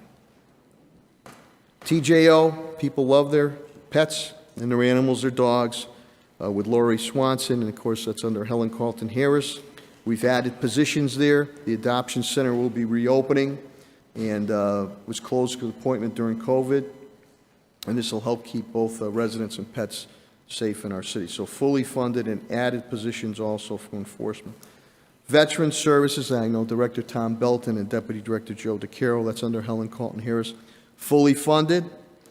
And the case management, what they've been able to do, they've been able to place 30 unhoused veterans into permanent housing, and we're going to continue to fund this initiative with various organizations to get our veterans. I know that's near and dear to Councilor Walsh, to catering. Springfield Police Department, under the command of Police Superintendent Cheryl Claproot and Deputies Rupert Daniel, Deputies Larry Aker and Steve Kent, and Captain Martucci and Trent Duda. We continue to utilize body-worn cameras. Again, we were the first, another first, the first largest department in Massachusetts and maybe in New England to utilize body-worn cameras 3 years ago during the height of COVID, which brings accountability and transparency not only for our residents and safety, but also for our officers on that. We continue to do academies. We just had a recent academy, but let's face it, it's been tough to recruit. A mom or a dad or family members do not want their young men or young women to become police officers. So we started, I know Police Superintendent Claproot's here, we started with about 50, and I think we finished up with 50. 27 we graduated that we're able. So we're always staying ahead of attrition. We're behind now. And you got to remember, both our public safety departments are over parity now, not only in the ranks, but in supervision positions. But we're going to continue, because of our financial strength, to do academies to try to catch up with the attrition. Neighborhood, you love it. C3 policing, big hit. The Ordnance Flex Squad created 15 years ago. Big hit. That's going to continue. Police contract, and thank you, voted. That's been settled. So we have labor peace there. Technology continues to be increased. Funding for BOLA wraps, and I saw this, how it was applied. This is another tool for de-escalation when our police officers have to deal with individuals who might be unruly at times or mental health situations are going on. It's a restraint, non-compliant, from a range of 10 to 25 feet. I commend Police Superintendent Clapper on that. Shot spotter, gunfire detection. I wish we didn't have to do it, but I'm glad we're doing it because of the guns that are on the street. Record numbers are being taken off. Ghost guns, illegal guns. The courts don't care. Judges let them right back out into our neighborhoods. We're going to expand it. Zeta is out. It's going into the Orchard now. Expansion occurs in Indian Orchard. We're going to continue to maintain our gaming enforcement unit, MGM, E-Metro unit, as I said, the Ordnance Flex Squad, Quebec unit, which keeps our students and teachers safe and sound, knock on wood, in our schools. Also, another initiative under Police Superintendent Clapper, BHN, Behavioral Health Network. We have those clinicians now going out, have been going out with our police officers. And I hear it on my radio. Those officers say, we believe this is a mental health call, send the clinician on it. And I think that's very, very helpful. Also, we have to worry about our police officers, too. And Molly, you know that with your dad. They're under a lot of pressure and stress, traumatic situations they see. So we have this peer-to-peer program that offers support to the officers who've experienced the trauma. And then we do the training through Babson College, the Agile. And this is led by retired state Supreme Court Chief Justice Rick Ireland, who does this program, teaches supervisors professional development training to the highest professional standards. Rick Ireland teaches this court on decision-making and leadership skills, and also in building better relationships with our community. He's doing this course out of Babson for all our supervisors in the police department. Fire department, Commissioner B.J. Calvi does a tremendous job. We're running academies there, mini academies. We're sort of staying ahead of attrition, or right about there. That's another department, again, above parity in rank and file and in supervisory capacities there. So we're going to continue that. BJ, Commissioner Calvi's always great about getting more firefighter turnout gear, air bottles, and sure. The health and wellness continues on. Another union contract, labor peace. Thank you again for voting for that with our firefighters. Big key is capital investment, fire apparatus, and Commissioner Calvi's been excellent on that we stay on that track, that we have the top-notch equipment and vehicles and trucks, fire trucks, because it takes, am I correct, Commissioner Calvi, 6 months to a year sometimes to get a truck? Up to 3 years because of COVID. So we stay on top of that. Commissioner Calvi's also done a tremendous job. We've been able to combine emergency dispatch, the 911, all in one unit. Technical improvements have occurred there, upgrades, and we're also cross-training, which is extremely important. So with that, that's just a brief overview. I thank you for listening to me, but I wanted to tell you about the good things and what the budget buys. I do appreciate that you have to do your due diligence on this, but I'm hopeful that we can get this budget passed and continue to celebrate successes and continue to conquer the challenges that we have before them. So with that, again, I thank our dedicated cabinet heads and department heads and rank and file who've been tested and true, besides with municipal government, through natural and man-made disasters. So with that, I will end and take any questions you might have of myself and or of the cabinet heads or department heads. Mr. President, thank you very much. Thank you very much, Mayor Sarno, and I also want to recognize your Chief of Staff, our former colleague on the City Council, Tom Ash. Welcome back to the Chamber, and certainly express appreciation on behalf of the Council to all of our department heads and deputies, as well as staff members, not only for your presence here this evening, but also your participation in the budgetary hearings over the last month. At this time, we'll open it up for questions, deliberation, and motions from the City Council, starting with Councilor Whitfield, followed by Councilor Govan. Thank you, Mr. President. Thank you, Mayor Sarno, for the overview of the highlights of the budget. I think there are some great and wonderful things happening in this budget. I love the additional preschool, free preschool, the libraries, extended hours. There's really some really great items in this budget. Very proud of the city for winning the budget award for the past, I think you said 10 years or so, 15. All great stuff, but I do have a couple of questions for you. And one of them being public safety is one of your key and core initiatives. But according to the US DOJ consent decree paragraph 121, it states that the city should ensure that the board has the resources to fulfill its responsibilities. And we're talking about the police commission here, the police commission board, including but not limited to budget, staffing, and compensation. It is my understanding that from the CAFO department that no request came in. And I'm wondering where the Board of Police Commission reached out for requests. I'm wondering if they even know how to build a budget on their own, because I know from working in the budget department, we have to sit with the department heads and or their staff and help that process, especially if it's a newer department head. We do have some seasoned department heads that know exactly what they're doing, but we still have to work with even them. And so just to say they haven't given us anything, isn't enough. Mr. Mayor, we need to do more to make sure that they have the resources that they need, because public safety comes in many forms. We want to keep our officers as safe as we want to keep our residents safe. And with the body worn cameras and things like that, it's easier for the police commission to make some of these, of the Board of Police Commission to make some of these great decisions and keep all safe, but they do need support.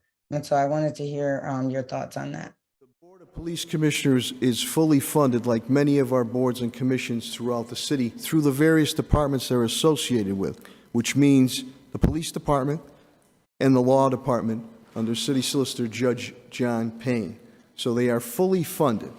You don't have any separate boards and commissions. Police Commission. The Board of Police Commissioners, as in the past, is funded through the departments that they represent, through their departments, the police department and the law department. Anything that they need, accessibility there. Some of the requests that they had, I think they've been advised through Judge Payne, also that they are there to make disciplinary decisions. To have some of the requests they had, you could potentially jeopardize a case once you are subpoenaed for information if you had interaction with an ongoing case or initial case on it. But as far as funding, through the law department, through the police department, which funds, they have a clerk there, through the law department, attorneys there, they are fully funded, as has been done with all other boards and commissions. The departments they represent, that's where their funding comes through.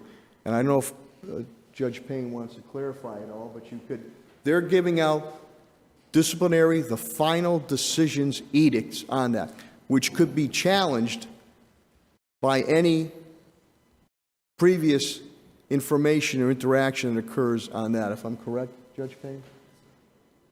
So they're fully funded. So this is, they're fully funded for what they need through the law department and the police department. The Board of... Well, I'm not sure that they're aware of that, Mr. Mayor. We've been getting very conflicted information on them being fully funded, even from your capital. Like, do they have their own separate budget, which they should have? Do they have, the budget is built, the budget is built in. Excuse me, Mr. Mayor. Do they have all the tools that they need to be successful? Because according to some of the police commissioners, they don't. So I don't even know if they understand where to go get the funding. Like, this should all be clear according to the consent decree. In fact, I was on a call with the U.S. Department today, and they said that the police commission, the Board of Police Commission, is supposed to have its own separate budget. It should not be the law department's budget or the police department's budget. It should be their own budget. Yes, Judge Payne can get up and speak if you need him to, Mr. Mayor, but I had this phone call today, and someone should get to you. Again, the Board of Police Commissioners is fully funded through the departments that they represent, mainly the police department and the law department. For any type of... Can we have a copy of the budget? I want to see their budget. It is built, it is built. You have representatives, okay. Order. Councilor Whitfield, you have the floor.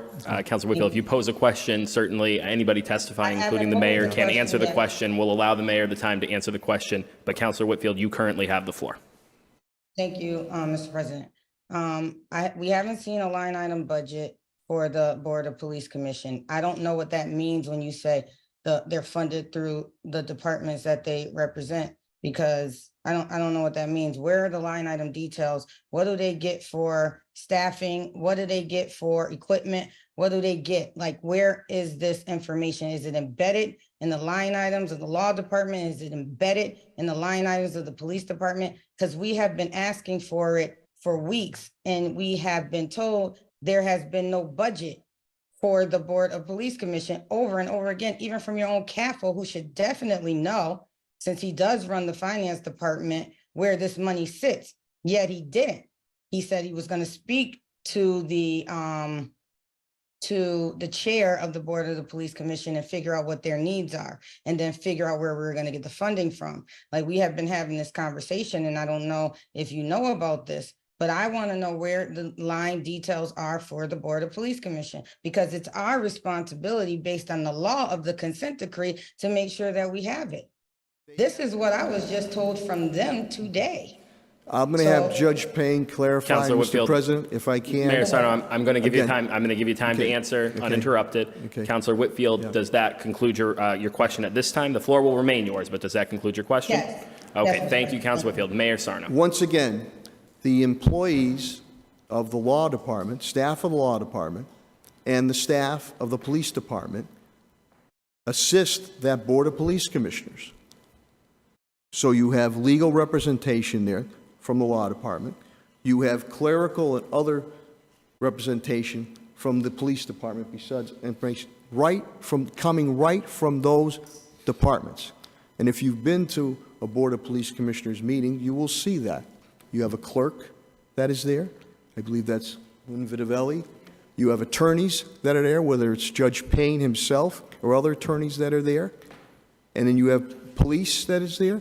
You have HR and labor with Attorney Bill Mahoney when needed. So they have all the resources they need. And again, I'll bring Judge Payne up. But some of the requests that came early on as this advent of the Board of Police Commissioners came back could end up jeopardizing accountability and transparency on either side, whether it's officer situation or they are fined acquitted that it wasn't on it. So I'll let Judge Payne, but the funding is there. The representation is there through the law departments, legal acumen, and through the police department with the clerk and other support systems that are there. Like with many other our boards and commissions that we have, their support system is through the department. But maybe Judge Payne can clarify in some of the requests they had about having phones or laptops, which are subject to subpoena. And again, they're there to give the final decision on discipline. So this potentially could jeopardize cases of interaction that occurs. That's why they have the hearings. That's why they bring the witnesses forth. Judge Payne? Thank you, Mayor Sarno. Mr. President, Before we hear Judge from the Payne judge, Counselor Whitfield. I want to just be very clear on what I'm asking. Where is it in the budget? Where is the line items? Where is the section in the budget that says this is the Board of Police Commission's funding, where this is the resources that the funding pays for? Where is it in the budget? That's the question that I'm asking, Mr. Mayor. It's I in- understand- it's in and their hold overall on. budget. As a matter of fact, I have been to a Board of Police Commissions meeting, and I say you have weren't. seen the resources that are there. But I'm asking you, where are the line items in the particular budget that support the Board of Police Commission? Because it is my understanding that it's supposed to be in the budget. And it is also my understanding that the Board of Police Commission has additional needs that have not been addressed. And when I asked your finance person, your CAFO, where it was, there was none. Now you're telling me about the resources that they have, and I do understand those. I understand the law department resources. I understand the clerical resources, the human services. It also says in paragraph 121 that they can be compensated. I don't know. Is that in the budget?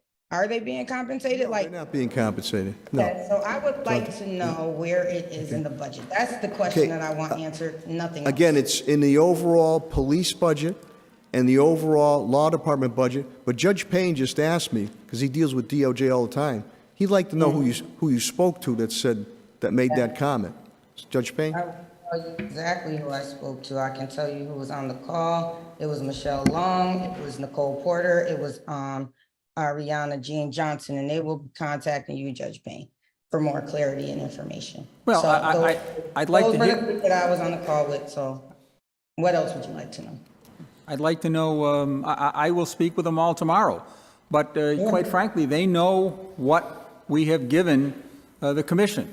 The commissioners have space available to them They have basically a recording secretary and an individual in Ms. Vetavelli who meets, who contacts them on a regular basis with any information that they need and who responds to their requests. They have laptop computers at this point. I'm not quite sure, besides the fact that they have a lawyer assigned to them, both from the law department and a lawyer who represents the city in disciplinary hearings, usually from the Labor Relations Department. They have a great deal of resources, and I don't see them. The only thing we have not dealt with at this point is the issue of phones, and we have not discussed that because of the potential liability. And at some point, if they decide to pursue that, and no one has ever asked me on their behalf, any of those members, for a phone. I've heard that generally, and if at some point they want to discuss that, we'll discuss that and explain the potential liability in using a city phone in their activities. So beyond that, Counselor, that's the only answer I can give you. I don't know whether the superintendent has any other information that she'd like to provide. Thank you, Judge Payne. So I'm going to say, quite frankly, that based on the conversation that I had, they didn't know. So maybe you should give them a call tomorrow and clarify that. Believe me, I call them a lot, and I'll be calling them tomorrow. That's perfect. Thank you, Councilor Whitfield. Does that conclude your remarks at this time? No, it doesn't. Councilor Whitfield, the floor remains yours. Mr. President, you know I have to, I just want to hear the commitment, because on the property tax, number one, the commitment, the balloon payment and recession just really doesn't go together. Like, on one hand, you're saying if we don't give this relief in the future, the payment is going to skyrocket. And on the other hand, you're saying a recession is coming, so we got to be really, fiscally responsible. Usually in a recession, the property values go down, which automatically brings down the property tax values, bring down the property tax bill. And so both of those don't really make sense to me. We're also in a great financial position because we keep touting that over and over and over again. Yet you're saying if we are in a recession, with the strong financial position that we're in, with the free cash that's trending for next year, we're still going to be in trouble with the property tax payment. Mr. Mayor, I want you to consider the residents when we talk about property tax. I want you to consider the low-income residents. I want you to consider those with disabilities that may pay property tax. I want you to consider our seniors whose income isn't rising at the rate of the property tax bill. In fact, the property tax bill has risen for 8 years in a row.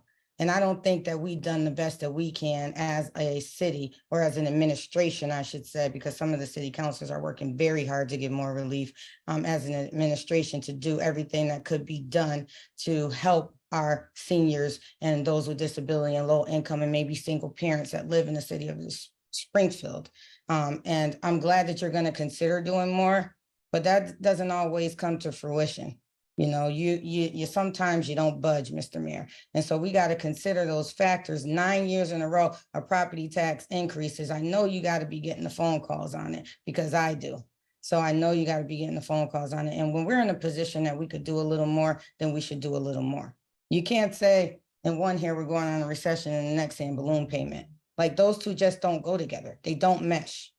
They don't mesh. And we're in strong, our stabilization fund would be almost at 8%.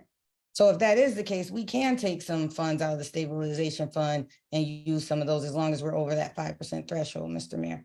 So I just want you to consider that. I'm not looking for a comment there, but I do want you to consider that. Then finally, I want to talk about the gun violence in the city of Springfield. We have Shannon grants, and the grants that we've been getting, shot spotter activations, and guess what? Gun violence is still on the rise. We're always talking about opioids. We're always talking about how we're funding that. And I think that's a great initiative. I think it's needed. I think that we're doing a lot of work when it comes down to opioids.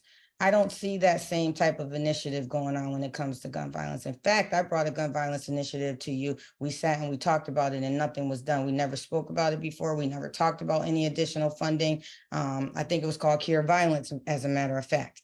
We didn't do anything. We just said, we have Shannon grant money, we have Safe Streets money, and a lot of the programs that are written into the police department are for suppression. And for those who don't know what suppression is over policing neighborhoods that are high risk. So it's over policing, it's locking more people up that's gonna get out, probably get more guns, do the same type of thing, probably get ghost guns or whatever. So we need more proactive ways to combat gun violence.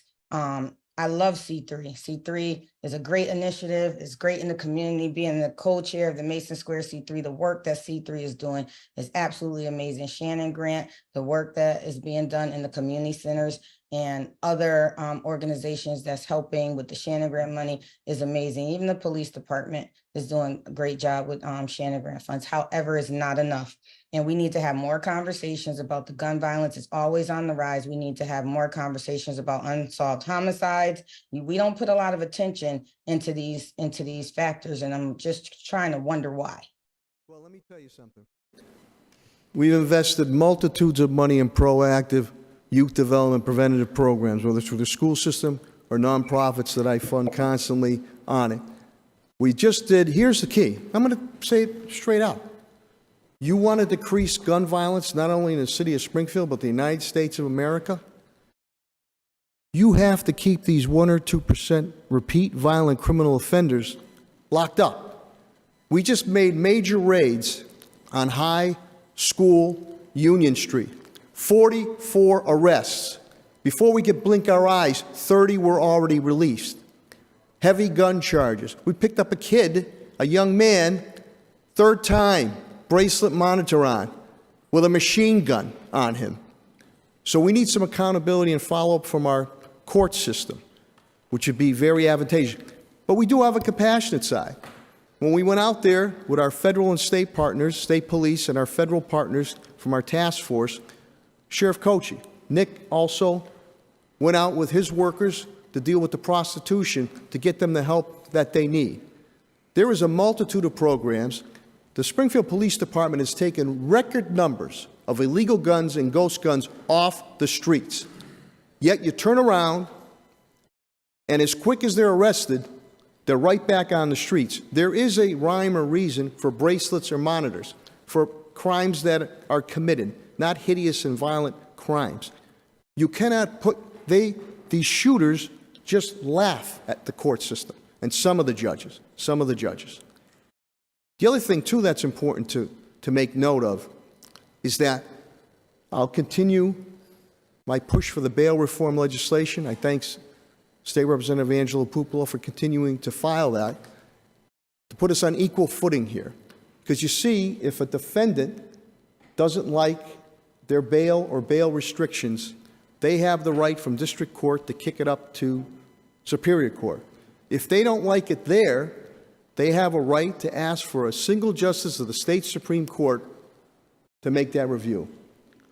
Commonwealth of Virginia, a couple other states have it. We, the people who are affected, family members and families who are affected, and I get those phone calls in the middle of the night, early in the morning, about something bad happening and what are you going to do about it? We don't have the same rights.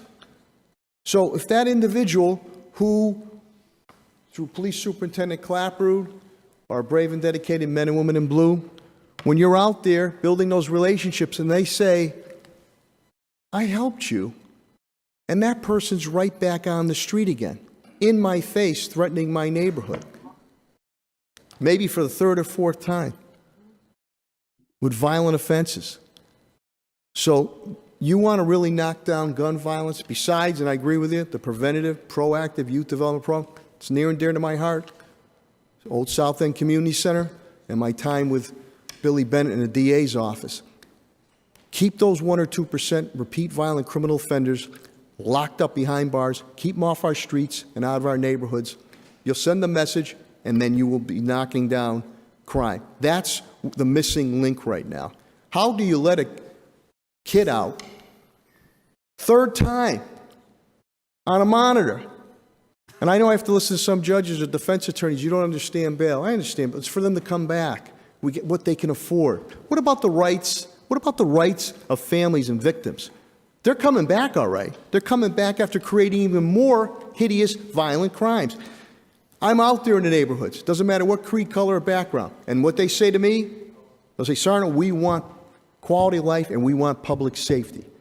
And it doesn't matter what creed, color, or background. So you really want to stop that? We have to advocate to our court system that on this 1 or 2%, I'm all for reentry. I just funded a big program with sheriff coaching on reentry. So when these individuals come out, money's there, they're going to get a job to be a positive factor to themselves, their families, and to the city of Springfield. So that's where the issue is. It becomes very discouraging to our police officers. It becomes very discouraging to the neighborhoods when they see those same individuals out there and the ones slinging that poison. So, Mr. Mayor, 100,000 pills of Mr. President, I still have the floor. 100,000 pills of fentanyl on the street. I don't know what the bail was on that, police. We're not talking about fentanyl. We're talking about. Well, we should be talking about fentanyl because it goes hand in hand with gun violence. We're talking about gun violence. Let's stick to the topic. Well, I answered the question. That's my thought process on it, and I'm sticking to it. Thank you, Okay, Mayor well, Sarno. Thank you. Councilor Whitfield. Sure. And this is going to be my final thought, and it doesn't require a response from the mayor. Councilor Whitfield, one moment. I'm sorry. Councilor Fenton? Point of information. Yes, Councilor Fenton. Mr. President, and with all due respect, Councilor Whitfield, this has been going on for some time now. We heard earlier tonight an archaic rule that can slow down debate. There are also rules that are not commonly used that can speed up debate. I'd like to invoke Rule 10B, which expresses that a counselor shall not speak for more than 5 minutes on a topic. While I understand Councilor Whitfield has some good points and speaks very passionately about them, we have an $819 million budget to talk about tonight, and there are 11 counselors in this chamber who would like to be heard. So I object to this questioning going on any further. Thank you, Councilor Fenton. Councilor Fenton, I understand your invocation. 10B does allow for a counselor to continue when obtaining leave from the president. And so in fairness to Councilor Whitfield, and because we do not typically enforce that particular rule, but in understanding that counselors do want to be heard, Councilor Whitfield, I'm going to turn the floor back over to you to be able to finish your remark. And then if it is appropriate, which I believe it is, we'll move to allow other counselors to be heard. And Councilor Whitfield, we can also circle back as always. Councilor Whitfield, Sure. the floor is yours. Thank you, Mr. President. Thank you, Councilor Fenton, for letting me know about Rule 10B. I will certainly be using it in the future. But thank you, Mr. President, for letting me conclude. And so we cannot just throw repeat offenders or anyone in jail and throw away the key. There has to be meaningful programs that are created and established to change their life, to change their trajectory, to change their pathway. If they're in jail and they went back 3 times, something isn't working. Something isn't working, and the administration should do more. There is a mediation. We could put money toward mediation to try to combat the whatever is going on in the streets. We can also do some more with meaningful and affordable quality housing, more meaningful investments in our public schools, more youth mentorship, safe recreation centers, for more teenagers that need to be in there. There's not a lot of programs for the teens out here in the street. There's just a few. So there's a lot more opportunity. And if you are open to the discussion of having it, that would be great. It cannot be just increasing the bells on those repeat offenders, because those repeat offenders are not the only shooters out here. That concludes my remarks, Mr. President. Thank you very much for letting me continue. Mr. President, Thank you, Councilor can I Fenton. just- Mayor Sarno, I'd like to move on to other Can I councilors just- who may have Mr. questions. President, But just in let me- fairness, two Mayor things. Sarno, Two Mayor Sarno, things. in fairness, I will give you an opportunity to be heard. Just keep in mind that we do have other councilors who would like to be heard on similar as well as additional issues. The floor is yours. Thank you very much, Mr. President. 2 things, unorthodox. Brother Johnny Muhammad, who I have through the mission out in the street, number 1. And just to clarify a remark that was made 3 times in jail, these individuals are not being held nor locked up. They're committing these crimes, repeat violent criminal offenses, gun crimes, dealing drugs, after being let out. Not even held. Not even held. So I just want to clarify that point. I'm in agreement with Councilor Whitfield. Youth development is very big to me, and we funded myriads of programs in the school department, school system, nonprofits, youth development, and I think you can ask the nonprofits on that. So thank you for allowing me to clarify that. But being a little different, unorthodox, again, I have Brother Johnny and the Mission Crew. I fund that through Helen Carlton Harris. Be a little different how we can reach these individuals out there, have them turn the corner. Thank you very much. Thank you, Mayor Sarno. Thank you, Councilor Whitfield. We'll go now to Councilor Govan, followed by Councilor Davila. And I see you all. Don't worry. Councilor Govan. Thank you, Mr. President, and thank you, Mayor Sarno, for Thank that you. summary of the budget. It was very good, and I, as always, commend you on the wonderful work you've done over the last 15 years, bringing us out of the receivership and bringing us to a point where we are today. TJ and his team and the award that he got. I always say the best finance team in the world, but I know that wasn't it, but it could be close. And I thank you for being mindful of the neighborhoods. I know you've come out to Indian Orchard. I've been wanting that fire station for the last 10 years. And you're going to get And it. I finally got it. Yeah. And we're working on getting the money to get it. So I want to thank you for that.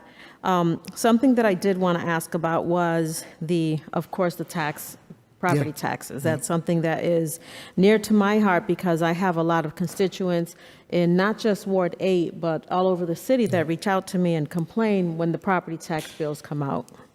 I've met with Chair Greenhall, and I've had conversations and I have some ideas. But the question I guess that I have, and I don't know if you can answer this or not, but of the $7 million in relief that's already set for 2024, To start. how much do you think that's going to reduce the bill, if any at all? Yeah. TJ, can we speculate that on that, Pat?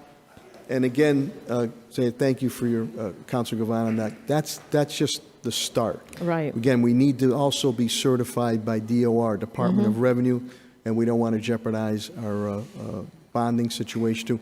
And those other initiatives I put, reducing from 70 to 65, increasing from 500 to 1,000. And as we've done before, I am open to do more once we get concrete numbers, because I do want to guard against balloon payments. And when recession, I hope it does occur, you got to remember, maybe your property evaluations go down, but you know what happens then because you got to vote on it. Your rate goes up because we have to be able to pay for our services on it. So that answers that other question on it. Correct. So, and I'll have Patrick. I know hi, Patrick. You want to try to answer that question, Patrick? Sure. So Patrick That's Commissioner Greenhall. Chair of the Board of Assessors for the City of Springfield. And in short, it's fairly complicated. We don't know the exact what the tax bill would look like at this point, so we are very early in the process to determine values. But last year, when we really studied it, it was basically about $15 per $1 million of levy reduction. So that's kind of the formula that I would be safe with.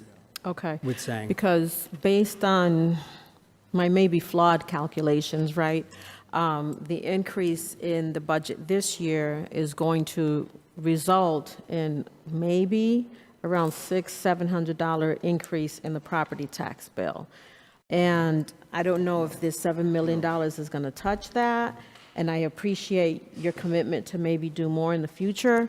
The free cash that we certify every year is taxpayer money because we pay into the taxes, and that's where that money comes from, right? So I really would love for us to try to do something. And I understand that, if you get a reduction this year, and I was thinking about it this year because we just coming out of COVID, people are still struggling, some people are still struggling, and everything is going up. We just got a notice that the Sewer and Water Commission bill is going to go up. I don't know what percentage, but all of that and our salaries, the retired people, their pension is not going to, their monthly payment is not going to increase. So my fear is that we are driving people out of the city, and we are the city of homes, right? So we should want more homeowners in our city. We want young people to be able to live here, young people to be able to afford to live here. So that's always where I'm coming from when I talk about the property tax bills. I know some people don't need property tax relief, and if you get a reduction in your tax bill and you don't need it, then donate it to somebody, right? Give it to somebody who might need it, is my answer to that. So that's one thing. So I appreciate your commitment to maybe looking at more, but I'm going to always talk about property tax relief for our residents. We're on the same page Thank you. on that. And again, I'm hoping not a recession occurs, but that's when you have to go to the rainy day fund Right. to keep basic services and core services going, that we want to keep that. But you do have the, as stated before, you have a hot real estate market. We've had people that are overpaying $30,000 in a house, and you have very low inventory that creates that. But I'm going to continue. Again, last year was unprecedented, $10 million. But we need to make sure that we're able to stay in line with DOR and our bond rating agencies. And I think TJ wants to say something about that. Thank you, Council. So the DOR always cautions us that if, trying to put a number on it this early in the process is kind of just can get really kind of messy in the end, because we don't have the information to know if 600 is the number. You can do some back of the envelope calculations maybe and come up with some numbers, but we've always been cautioned not to start sharing what the numbers could look like, because things can change very drastically between now and October, November, when we actually get all the information for the board to make those decisions. So I've never operated under a $600 increase. I understand, I've heard those numbers bantered about, but I wouldn't even be able to put a number on it right now of what it actually would look like without knowing all the variables that go into the calculation. Okay, thank you. One more question, Mr. President, maybe two. So thank you for that. My next question, again, is somewhat to what Councilor Whitfield asked about in the budget item for the Board of Police Commissioners. I think it was instituted last year. We got the consent decree. And I know that when I was at the last DOJ meeting down at the Superior Court, that was one of the things that actually came up, was a budget for the police commission. And they're wanting there to be a budget. And what we were told was that they have to write the manual and then they could do a budget, which didn't make any sense to me because the police commission is running already. And things like, I think they were mentioned before, computers, an office, stamps even, so I don't know like where those line items are in the budget, if it's in the police department, in the law department. So I'd like to see something like that. So, Council, I know Council Whitfield asked a similar question. And the way we approach the boards and commissions is that they're funded through the agencies or the departments that they cover.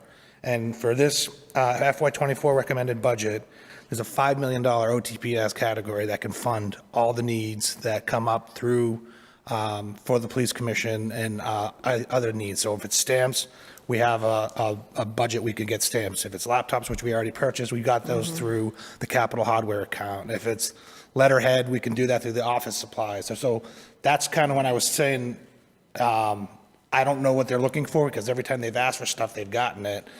We just don't have a culled out line item for the Board of Police Commissioners. We don't have it for the Parks Commission. We don't have it for the Board of Public Works, necessarily. So it's kind of in the budget, because every year, everything, the needs can shift. Okay, all right, well, thank you. And just one last question, Mayor Sarno, the trash fee.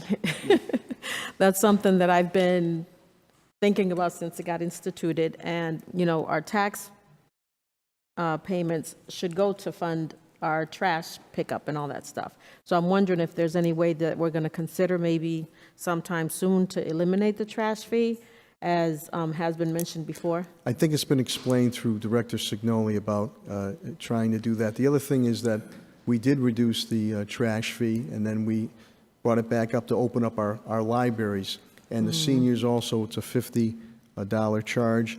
And I see, surrounding other areas, people sort of envious of us that we have the 90-gallon barrels, single stream recycling, free yard waste pickup at the curb, bulk pickup, which is very, very affordable. So you'd have to still generate those funds. What you're doing there, if you look at some other surrounding areas, let's say suburban areas, they're paying upwards of $300 a year. So I think we supply an excellent service. We did knock it down, but the council, I think it was the council, we increased it a bit because we wanted to open up our library branches. We also heard on that. But when you look at, I believe, seniors, it's $50. And then, again, you have the 90-gallon barrels. You have the free yard waste pickup. You have the curb pickup. You have the bulk items, which are very, very reasonable on it.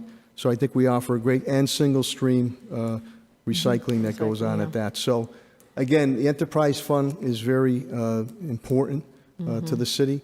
We try to bring as much relief as we can, but it has been a successful program, and we're going to continue to move forward on that. And if you try to move away from that, you're still going to have to make up that gap on it. So right now, I think with the automated trucks that we have, the single stream recycling, we're sort of an envy for urban centers. When you look at other suburban areas, they don't even do that. And again, they have a tall kitchen barrel. Right. So in turn, what happens there, from what I understand, is that you have to go out and buy bags. So I've heard people that live out of town saying, gee, I'm just on bags, I'm spending $40 to $50 a week just to buy bags on it. So I think we have a very efficient and effective trash pickup system. And you have to pay for it either way, Right. either way. I So I don't know agree. if Director Signoli wants to comment on that at all. I agree, it is very effective and very efficient.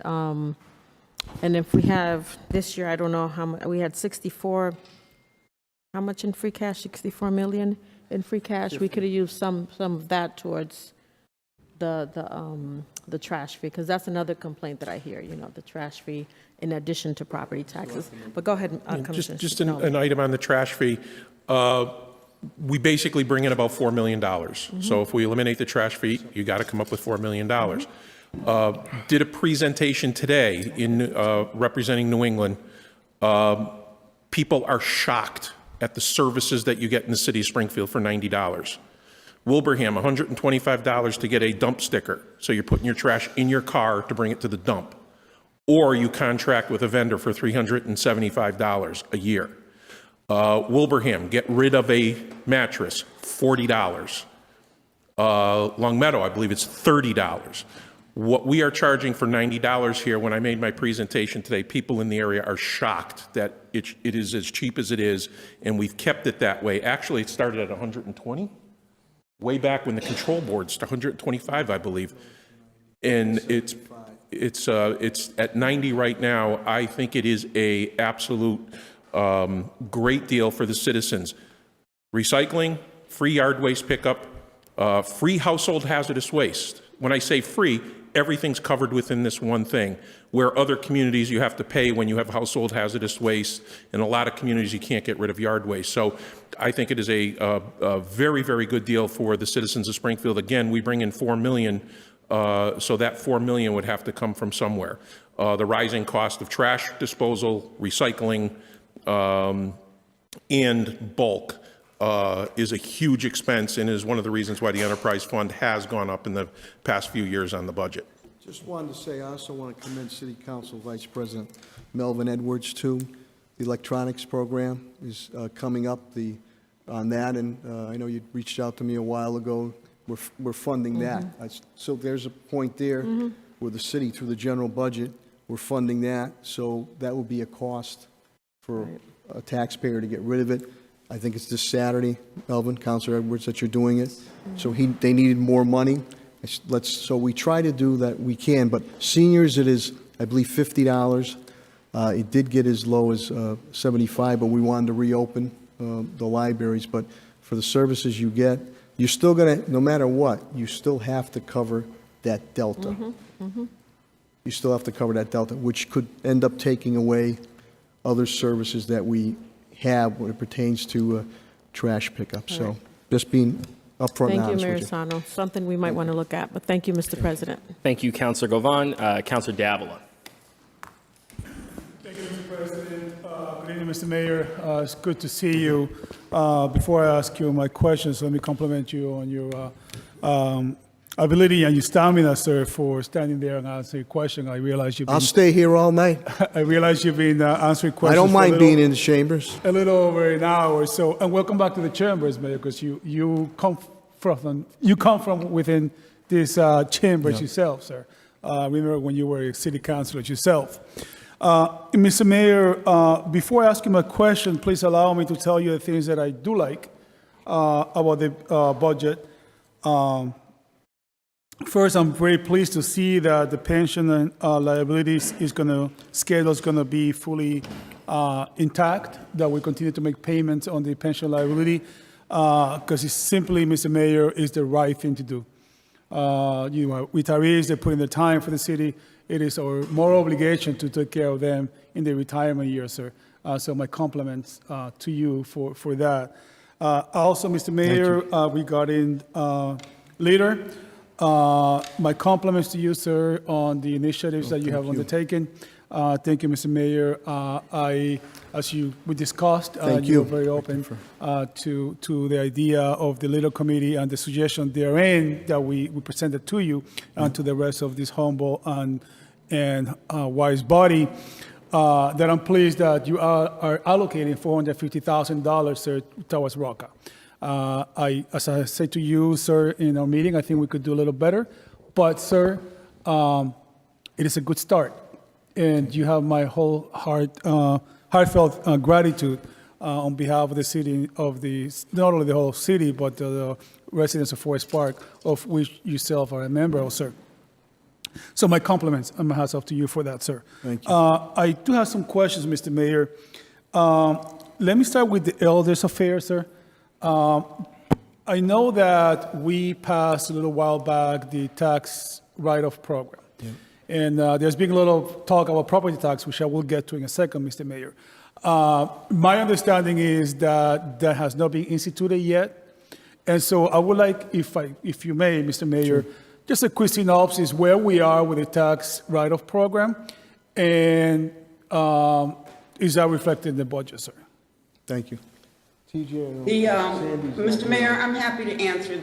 Oh, Helen, you're okay. Yes, Helen. Thank you. I was looking for you, Helen, when I asked you. Thank you very much, Councilor Davila, for asking that question. Sandy Federico and the staff, as my understanding, has been working with the assessor's office, I believe, and finance to try and pull this program together. So while it's slowed down a bit because of COVID and all of the other programs that we needed to get up and running, they are focused on it. They do understand that it is an important program, and we look forward to giving you that information that you're asking for, Councilor.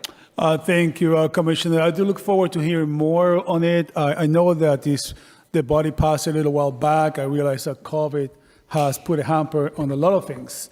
But I do look forward to that project being up and running, as it will be a financial relief to some of our residents that qualify here in the city of Springfield. Thank you for that answer, Commissioner. Mr. Mayor. Thank you for the question. We absolutely agree with you. Thank you. Thank you. Mr. Mayor, if I may, moving on to the Police Commission. I just want to make sure that I heard you, or maybe Judge Payne, correctly, sir. It is my understanding as well that within the decree, they're supposed to have a budget.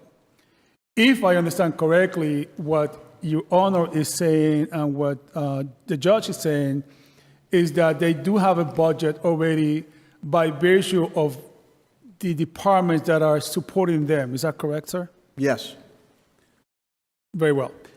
If I may, Mr. Mayor, with all due respect, I could swear, unless I'm mistaken, I didn't hear correctly, that about 45 minutes ago to an hour, TJ told us something differently, particularly even in our last meeting. TJ, you're more than welcome to clarify and correct me if I'm mistaken, if you allow it, Mr. Mayor.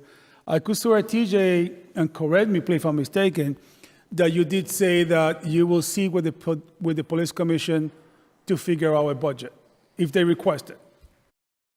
I think if they needed something. To me, those are two contradictory statements. So my answer to the question was, I have not been explicitly asked for anything, but everything that they've asked for, they have received through one way, shape, or form, whether it's the laptops, business cards, or whatever they're looking for. I have never had a formal conversation to say, do we need this? Because I know when I've had the conversation with the police superintendent and the budget director of the police department, that, and, Lynn Vitavelli, who's helping assist, that if they come up with a need, we use the existing appropriation to find it. I see. Mr. Mayor, sir, I hear what you're saying. I'm very concerned with this. I think, with all due respect, sir, we're parsing words on this. I look forward to hear more on this particular issue. I'm very concerned, I have stated in the past, with the police commission. The police commission has worked wonderfully in the past. It's in a rocky situation right now, and I'm very concerned because I think the police commission is a good tool, sir, to give us the best police department that we can have. And as a citizen of the city, as a resident of the city, and as a city councilor, which I have the honor and the privilege of serving as, I want the best. Call me selfish if you may, but I want the best police department, as I'm sure you do, Mr. Mayor. So moving on, if I may, Mr. Mayor, to my next question, property taxes. Look, I am not going to belittle the point. I think we can do better. Apparently, you have suggested $5 million, less than last year. I have to say, Mr. Mayor, that your train of thought makes sense. But if it was me, I would have done it differently. Because people need the help now. As you know better than me, we are a city with a very limited tax basis. And it's tough. I realize that. And so I want you to know that I'm taking you on your word, Mr. Mayor, and TJ, that you guys are seriously going to look at further property tax relief, if possible. I think we could do it. I look forward to engaging in those conversations, Mr. Mayor. But, I think we can do better for the residents because, in essence, they're getting less than they got last year. And the point is, though, that we never did this before. The point is that we're doing it now. And rightfully so, because at the end of the day, it's their money, Mr. Mayor, as you sure know. If I may move on, Mr. Mayor, to my last point, sir. First, let me compliment the fire department. Commissioner Calvi is here present. Commissioner Calvi, I would like to send out a special shout out to Station 3. They're fantastic. They even responded to my house one day, Mr. Mayor. And everything was fine. The fire alarms went off of my new house, but it was quite an ordeal. But we have great guys. Mr. Mayor, medically speaking, fire department's on point. They're great guys. So my compliments, Commissioner Calvi. So my compliments, Deputy Wells. I see you in the background there. My compliments to you as well. Mr. Mayor, also please allow me to compliment the police department. I do have some questions of the police department. Okay. First, Commissioner Clapper, I see you in the background. It's good to see you. Commissioner, I am glad that our guys did not get hurt on that latest incident on Union Street when they got shot at. Please send my thoughts and my prayers to them. Mr. Mayor, it has not escaped me the amount of times in the recent years that our cops have been shot at. That's right. The streets are dangerous. I can tell you that myself. You can get hurt like that in a heartbeat. So I'm very concerned with the violence in the city of Springfield. I'm concerned with this summer, Mr. Mayor. So with that, I ask Mr. Mayor, maybe Commissioner Clapper, if she wants to elaborate. I'm expecting a violent summer, unfortunately. And I think we all agree, all the indicators are showing that. Do we have the funds available to transfer if the commission needs more money to make a dent in the summer? In other words, are we in good shape to cover any further requests that the police may have? I'll have Police Superintendent Clapper come up, whatever she needs to make sure that we continue to knock down hot spots and violent crime. This is a phenomenon that's been occurring, unfortunately, throughout urban America. When you look at the stats, though, overall crime is down. It's the gunplay, and I don't want to say gunplay. It's My the gun apologies, Mr. Mayor. activity May I on ask you to that. speak a little louder? Sure. I can hear you back here. Will have all the resources she needs to make sure they're out there doing their job, Right. taking those guns off the streets. It's become an urban phenomenon, unfortunately, now. If you look at the stats, in actuality, overall crime is down, but it's the gun interaction that is really, really getting to the point, and that, again, I go back to courts and some judges, but I'll let Police Superintendent Clapperud elaborate on. We do work very closely with our federal and state partners, as we did in this last project here in the Sheriff's Department, but she'll have everything she needs. So I just asked the courts, some of the judges, to hold some of, just the bad actors. That's what we're looking for. Right. Police Superintendent Clapperud. Counselor, thank you for the Good question and your concern. We appreciate it. And we've been fortunate that everything that I have asked for, either through finance and I wouldn't hesitate to come in front of this body. I think there are many friends of the police department here, and we all want the same thing, safe city and safe officers. So I will say that it's our connections with a lot of these task forces Right. that I make sure we man, even though we're short. When I called the other day about our officers taking fire on Union Street, Right. and that was the result of a Glock switch. They figured out how to maneuver some of these handguns where you put a Glock switch to make it an automatic. But if you're not familiar with shooting a weapon that caliber and shooting it that fast, you can't control it. So the gun rises and you end up spraying bullets. And when officers are responding, that's the danger and that's what happens. So the next day after that happened, we had the double murder and we were shot at, and every single agency came into Springfield and offered me resources and help. And that was the end result of an 8-day operation out there to let everyone know that this isn't going to occur and we're going to, clamp down. Unfortunately, as the mayor has said, and I have said, and we have testified in Boston, the two of us, on a bill to, it's the repeat offenders, the violent repeat offenders, the ones that are shooting at us, the ones that are committing murders, the ones that are shooting other people, need to be held in jail for a period of time for any type of program or any type of rehabilitation to work. This stint of a week or 3 months or 6 months is not going to make a difference in these people's lives if they're predisposed to use this type of violence. We need longer sentences, and then I'm all for rehabilitation or help. But when you turn right around and you bring them right back and they go right back into the neighborhoods, and now they're emboldened, and now they're faced with our officers again for time number 2, number 3, and maybe they're high, maybe they're out of it, maybe they're on something else, and then the people who have called on them and given us information, their lives are in more jeopardy now because we arrested them based on information and they're back out. So the answer, I think, the mayor and I have tried hard. We need some stiffer sentences for the small percent that keep reoffending. But I thank you. Thank you, Commissioner. I'm very pleased to see that we have the resources, extra resources to give you, show you need them. And Commissioner, I will end with this. My compliments for the sweep.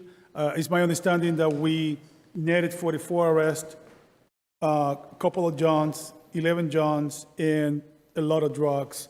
I'm sure there's a lot of work to do there, but my compliments, and of course, that goes along with other compliments and modalities. But Mr. Mayor, I think that, so Commissioner, in closing for you, you have my full support. Thank you. Absolutely. Mr. Mayor, sir, thank you for your due diligence.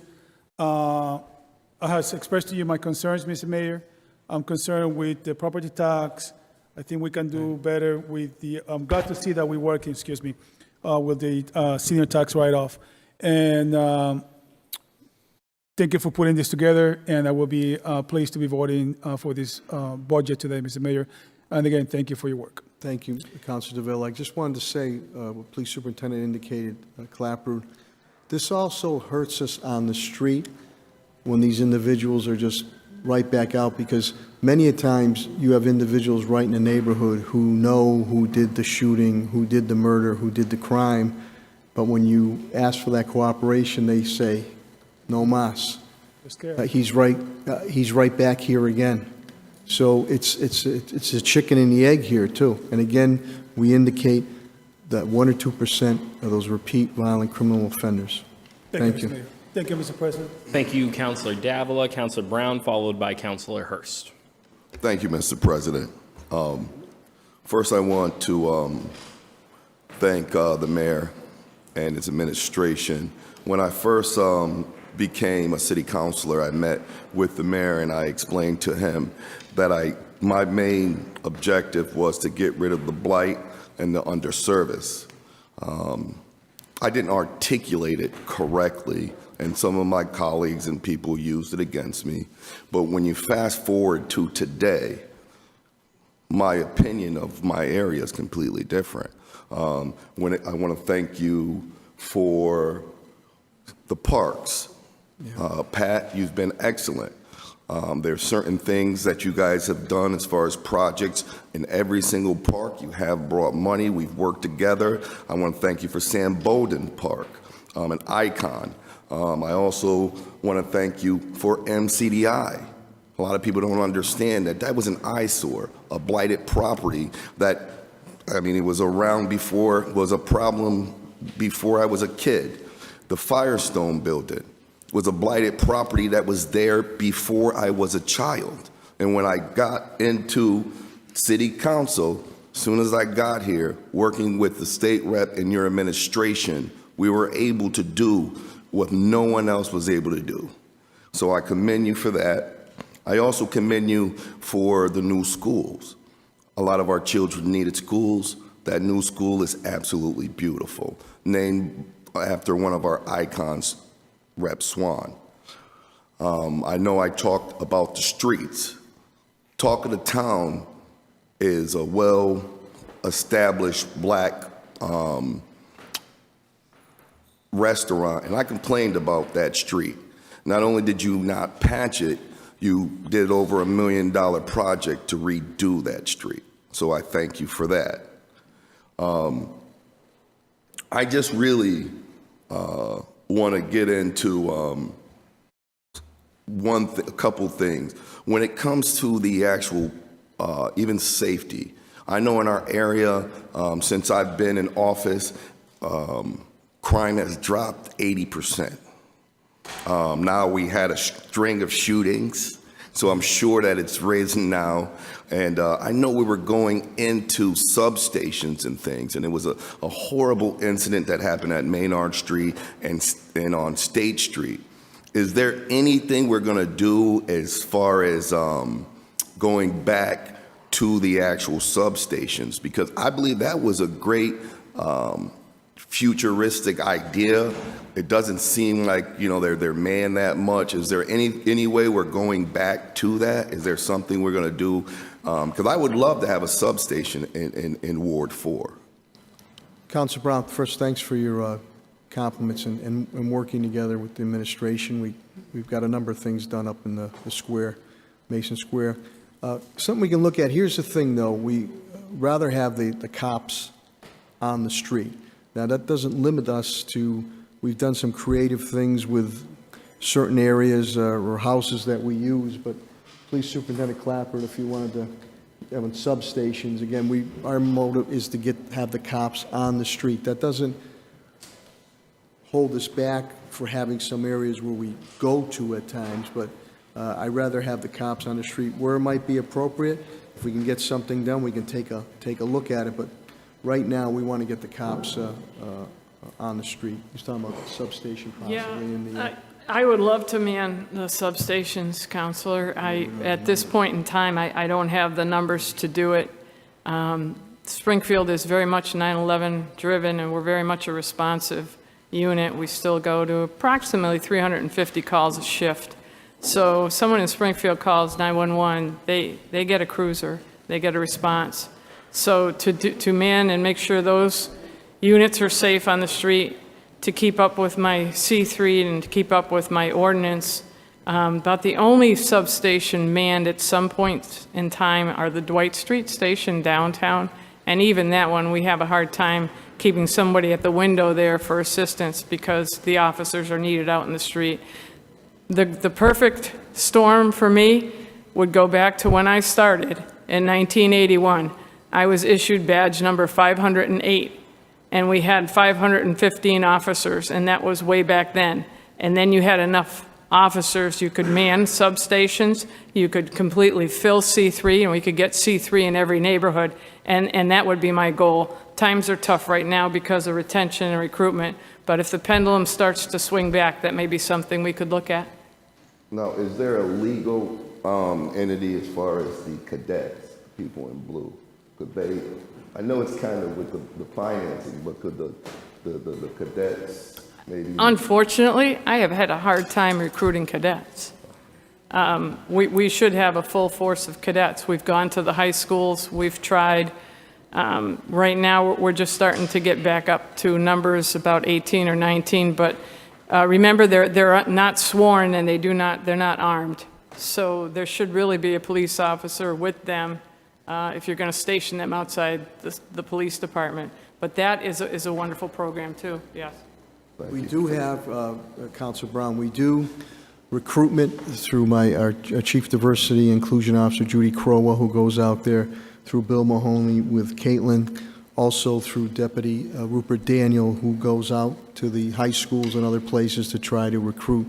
Also, it's just been a very difficult time to get sort of the mini stations, as you indicated, is really what we're doing with C3 and the Ordnance Flex Squad.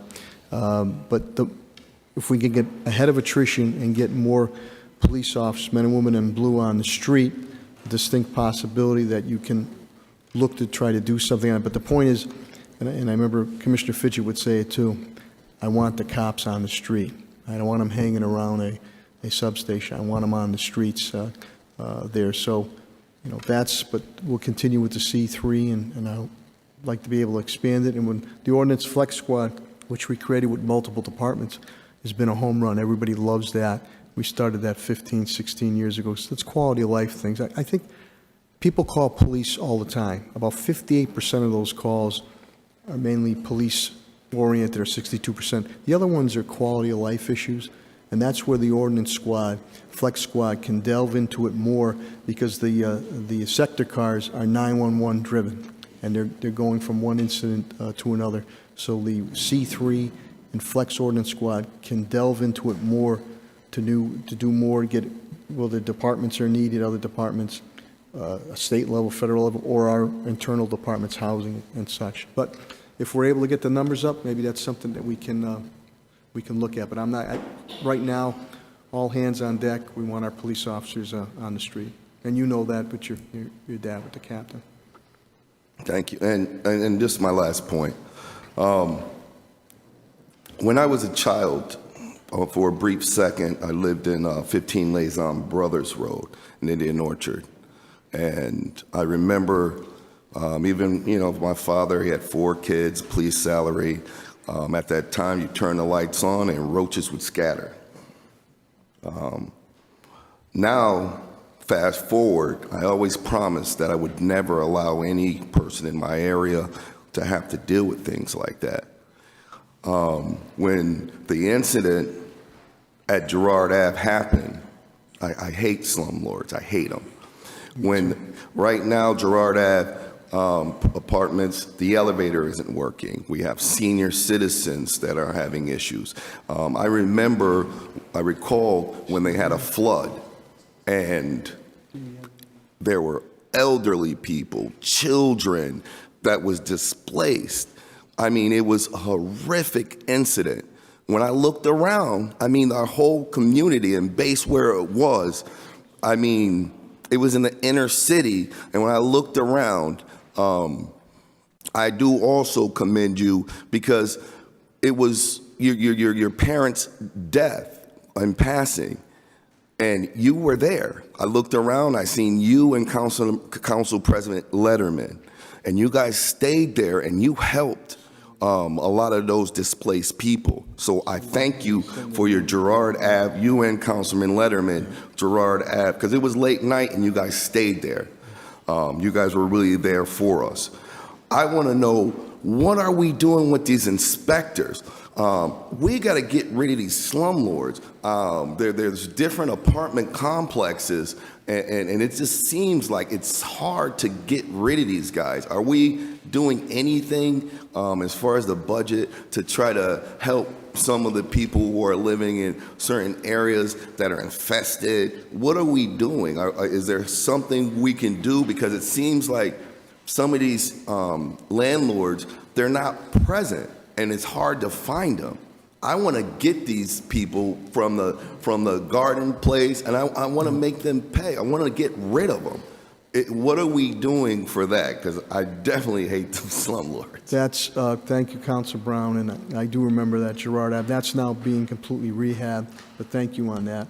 And obviously, you were there also, too, with Rep. Williams. On that one incident, or that Springfield Gardens, that is something that we pursued hot and heavy, not only through code enforcement, but through our court system, and also through Chief Development Officer Tim Sheehan, as we have everything on the table, including receivership. Also, my conversations with Keith Ferry of the Wayfinders, I said, you know how you get the attention of these landlords who do not follow through? You get their attention through their pocketbook, their pocket, or the wallet. Subsequently, after we had that meeting a few weeks back, Wayfinders had some residents in those areas and withholding the payment. Now they have their attention, and they have about 1,300 to 1,500 units. They will ill-prepared to take care of it. I know that Steve Desolet's here, I don't know if Keith O'Connor's here, but also Tim Sheehan. They literally had one maintenance crew. Timmy, am I correct on that? One maintenance crew. So these are people that were getting automatic payments. No resident should have to live that way. We've pursued legal action. We have a number of cases in housing court, and we've also reached out to other reputable landlords to try to help out these individuals. But again, I know Governor Healy and Lieutenant Governor Driscoll, every other word out of their mouth is housing. And that's why on some of the housing projects, not only the market rate project, Chief Development Officer Tim Sheehan are pursuing workforce development housing projects. And we're also, working with the shelters, but capacity is very limited. And on top of that, at times we will get the outreach of that they want, migrants who are in need, and if we can help, we'll try to help. But it's difficult when we have my own people in Springfield that need housing on it. So we're pursuing them in court. We continue with code enforcement aspects. Wayfinders, again, is withholding their monies from them, which has gotten their attention, and they have to bring their properties up to snuff. If not, I don't want to go any further with it, but, we have not ruled out receivership, but we want to make sure that reputable landlords would take over those properties. But again, you're dealing with 1,300 to 1,500 properties on it, and that goes for anyone, even somebody who has two families or whatever. If you're gonna milk the system, and a lot of times it's absentee landlords, and they're getting their money, and they could care less about the neighborhood or the residents there. That's not to take away from the good landlords that are out there. So there has been a full court press. Also, at times, you need to back up from the courts, too, with housing court. They'll give you time. Same thing with code enforcement. I was an old inspector and deputy director. You have to give the individual and/or company time to follow through in course of repair. If they don't at that time in reinspection, then you can have progressive discipline or progressive penalties that come across on that. So Springfield Gardens has been on our radar screen for quite a while. And here's the ironic thing. You have properties, and we know some of the developers too who do a great job, properties that are right in the same vicinity, some that are right literally next door, within a block away. Run properly, don't have those issues at all. So you'll hear from them, oh, this excuse, that excuse. They're not doing their job. I think, funds have been withheld from them now. It seems to have gotten their attention, but they have a long way to go, long way to go. So those are the attacks that we're doing. Some other things I won't comment on right now. Thank you, Mayor. Thank you, Mr. President. Thank you, Councilor Brown. Councilor Hurst, followed by Councilor Allen. Thank you, Mr. President. And I never thought we would be in jeopardy of reaching our 10 o'clock cutoff point, considering that we started the meeting at 6:30. And so with that being said, I'll be extremely brief and won't ask all of the questions that I had or any of the questions. I'll just make a few comments, many of which have already been said this evening. The taxes. Homeowners are struggling. I've knocked on thousands of doors, and the number one and number two issue are taxes and crime. And it would seem to me that considering those are the top two issues, considering the number of doors that I've knocked on, it would seem to me that we would be able to do a bit more than the $7 million. And so, I would ask that you consider using the $3 million in the Neighborhood Enhancement Fund that nobody really knows what it's going towards, to put that money to good use in the lower residents' taxes. I'm sure that those individuals would appreciate that. And if we can't do that, then maybe, to Councilor Govan's point, we might think about using that $3 million to offset the trash fee. And to Councilor Davila's point about taking you for your word, I can't do that. I can't do that, which is why I can't vote for this budget as is without significant commitments to utilize the additional funding to help out those that are struggling right now. Additionally, the police commission, what I heard from the back and forth today made it abundantly clear that they don't have a budget. And while I know, we're trying to answer questions that either we don't have the answer for, or that we just are ignoring. Whatever it is, if we truly believe in a police commission, then we will fund it. If we don't, then you will give us lip service that we're going to fund it, and they will never receive the resources that they need to be effective. And I'd imagine if you don't want them to be effective, then they will never receive their own budget. And it shouldn't have to go through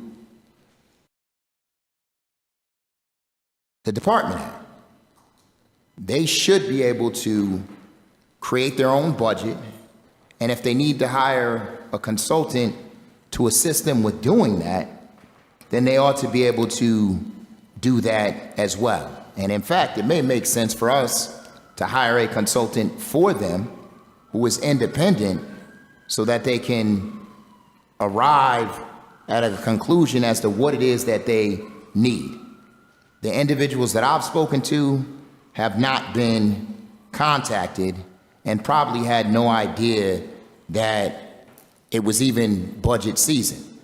And the same way in which you meet with the rest of the department heads to find out what their needs are, these individuals should be treated similar. And they're not similar to other boards and commissions. They have far greater power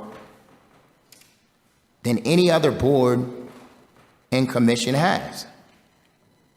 They're responsible for hiring, firing, promoting, and discipline. Now, I know somewhere along the lines we've attempted to suppress their powers, but either way, they're responsible for a lot more than your boards and commissions. And as a result, we ought to fund them accordingly. The last couple things that I'll just highlight in, our concerns, I do see in the budget funds to recruit a class of 50 officers for current and anticipated vacancies. Last I heard, we were down close to 70 officers. And so to the extent that there can be additional money allocated to make sure that we have a full complement of officers, regardless of how many recruiting classes we need, we ought to do that. And to the extent that we can ensure that those officers, especially in our special units, our firearms unit, our C3 units, work past 12 o'clock and we're able to flex their shifts and also work 12 o'clock in the morning, when, a lot of this gun violence is happening, and we're able to allow those same specialized units and to work on the weekends, we should do that. That's when, a lot of the gun violence occurs. Crime doesn't shut down at 12 o'clock. In addition, I'm hoping that we're utilizing our officers on any special task force that exists and is out there, including the district attorneys, which I know in years past we haven't done. And if that requires us hiring more officers, then we ought to do that. And then I guess my final point, I appreciate actually my final 2 points. I appreciate the fact that we're giving money to individuals, to ROCA, to address litter and to have individuals involved in the ROCA program to pick up litter in the city of Springfield. I would ask that we allow them to do a lot more than just pick up litter. And if there are opportunities or avenues within the city, since we're having significant struggles hiring, then we ought to be considering ROCA and our returning citizens to be hired. And when we start thinking about recidivism and, folks having to resort back to the streets and to the gangs and to the selling of drugs, it oftentimes is a result of the fact that they either don't have the skills or are not able to find a job to feed their families. Picking up trash is not going to feed their families. And while it might be a great start and a need at the time, I bet you to some of them, it relives some of the trauma that they had when they were incarcerated, when that was what they had to do to reduce their time. So I would consider that. And then the final thing is transportation. We've asked for transportation to be considered through the ARPA funding. For me, transportation is significant and can break down barriers here in the city of Springfield for those individuals who are not as fortunate. It also targets the population who may not be in a bracket of owning a home. And it just seems to me that we ought to take a serious look at providing our residents with either reduced or free transportation. And in addition to that, making sure that at the very least, our young people have access to transportation. It was great to hear earlier that our seniors, are getting more access. Don't quite know what that entails, but our young people, to access a lot of these extracurricular activities, need a way to get there. And that is a lot of the complaints that I'm hearing. It's not necessarily that the programs are not out there, they're out there, but they can't be accessed because folks are having trouble getting there. So those are just comments, not looking for a response, knowing that my other colleagues also want to speak. So thank you, Mayor Sarno, for presenting the budget. And with that said, I am done, Mr. President. Thank you, Councilor Thank Hurst. you, Councilor Councilor Hurst. Allen. Just looking at my watch and where we are, it seems that we've been at it from 6:30, almost 3 hours. To me, it's been a really good discussion. We got 6 financial orders approved out of 7. Pat Burns will, I'm sure, do the work on the Rule 20, the item that went to Rule 20. It seems like we had great discussions on tax relief, gun violence. The mayor gave us a good report on the city. We've talked about the police commission. We had 30 people plus in the crowd who have been patient and available when we needed them. And the council's been here the whole time. I'm looking at the 10 o'clock rule.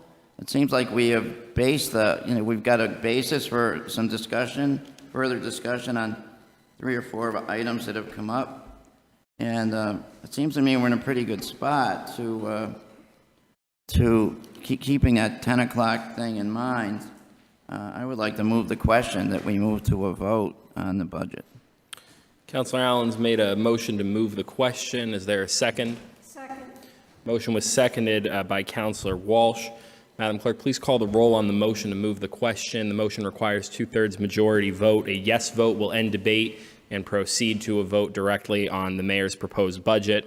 A no vote will return us to debate. On the motion to move the vote, Councilor Walsh. Yes. Yes, Councilor Fenton. Yes. Yes, Councilor Perez. Yes. Yes, Councilor Whitfield. Yes. Yes, Councilor Govan. Yes. Yes, Councilor Allen. Yes. Yes, Councilor Brown. Yes. Yes, Councilor Hurst. Yes. Yes, Councilor Click Bruce. Yes. Yes, Councilor Edwards. Yes. Yes, Councilor Curran. Yes. Yes, Councilor Davila. Yes. Yes, Councilor Letterman. No, the votes are sufficient. The question is called. Madam Clerk, please call the roll on adoption of the mayor's proposed FY24 budget as presented. A yes vote will adopt the budget. A no vote would reject the budget. On adoption of the order, Councilor Walsh. Yes. Yes, Councilor Fenton. Yes. Yes, Councilor Perez. Yes. Yes, Councilor Whitfield. No. No, Councilor Govan. Yes. Yes, Councilor Allen. Yes. Yes, Councilor Brown. Yes. Yes, Councilor Hurst. No. No, Councilor Click Bruce. Yes. Yes, Councilor Edwards. Yes. Yes, Councilor Curran. Yes. Yes, Councilor Davila. Yes. Yes, Councilor Letterman. Yes, the votes are sufficient. The budget is adopted. Thank you, Mr. President. Thank you, councilors, for the spirited discussion.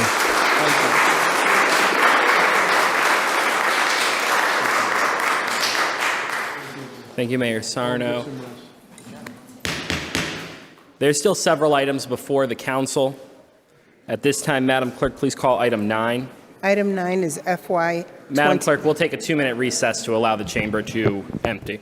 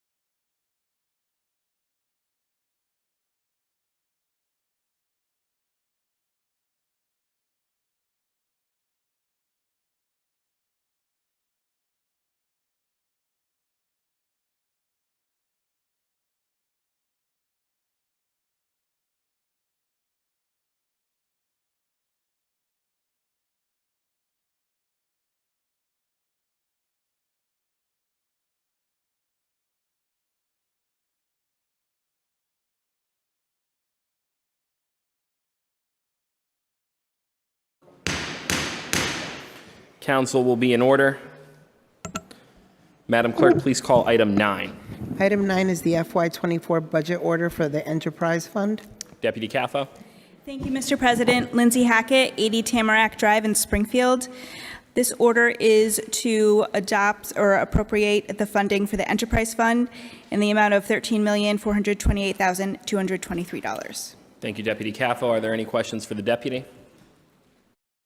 Seeing no further questions or deliberation, without objection, Madam Clerk, please call the roll on item 9. On approving the item, Councillor Walsh. Yes. Yes, Councillor Fenton. Yes. Yes, Councillor Perez. Yes.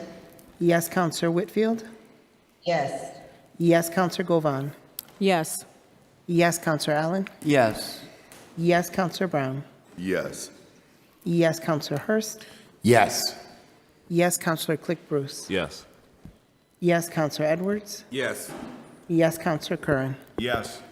Yes, Councillor Davila. Yes. Yes, Councillor Letterman. Yes, the votes are sufficient. The order is approved. Madam Clerk, please call item 10. Item 10 is the FY24 budget order for revolving funds. Deputy Caffo. Thank you. This order is to establish the spending caps for the city's 6 revolving funds. Are there any questions or deliberation amongst the council? Seeing none, without objection, Madam Clerk, please call the roll on approving item 10. On approving the item, Councillor Walsh. Yes. Yes, Councillor Fenton. Yes. Yes, Councillor Perez. Yes. Yes, Councillor Whitfield. Yes. Yes, Councillor Govan. Yes. Yes, Councillor Allen. Yes. Yes, Councillor Brown. Yes. Yes, Councillor Hurst. Yes. Yes, Councillor Click Bruce. Yes. Yes, Councillor Edwards. Yes. Yes, Councillor Curran. Yes. Yes, Councillor Davila. Yes. Yes, Councillor Letterman. Yes, the votes are sufficient. The order is approved. Madam Clerk, please call the final item. The last item is the FY24 budget EF retained earnings. Madam Deputy. This order is to use the FY22 retained earnings in the amount of $714,461 to offset the costs of the enterprise fund. Are there any questions for the deputy? Seeing no further questions or deliberation, Madam Clerk, without objection, please call the roll on item 11. On approving the item, Councillor Walsh. Yes. Yes, Councillor Fenton. Yes. Yes, Councillor Perez. Yes. Yes, Councillor Whitfield. Yes. Yes, Councillor Govan. Yes. Yes, Councillor Allen. Yes. Yes, Councillor Brown. Yes. Yes, Councillor Hurst. Yes. Yes, Councillor Click Bruce. Yes. Yes, Councillor Edwards. Yes. Yes, Councillor Curran. Yes. Yes, Councillor Davila. Yes. Yes, Councillor Letterman. Yes, the votes are sufficient. The order is approved. Members, before we adjourn, I do have a piece of bittersweet news for us as a body, and that is that I have received notification from our dear friend Brendan Holland at Focus Springfield that tonight is his last meeting covering a meeting of the Springfield City Council as a member of the staff at Focus Springfield. He's taken a new position, which I'll leave to him to announce in the future, but with his permission, I can share with you that he will be departing from this role, and I will be bringing forward at the appropriate time a resolution thanking him for his service to the City Council and local municipal government here in the city of Springfield. But certainly, as this is his last night, I think a round of applause is in order for Brendan.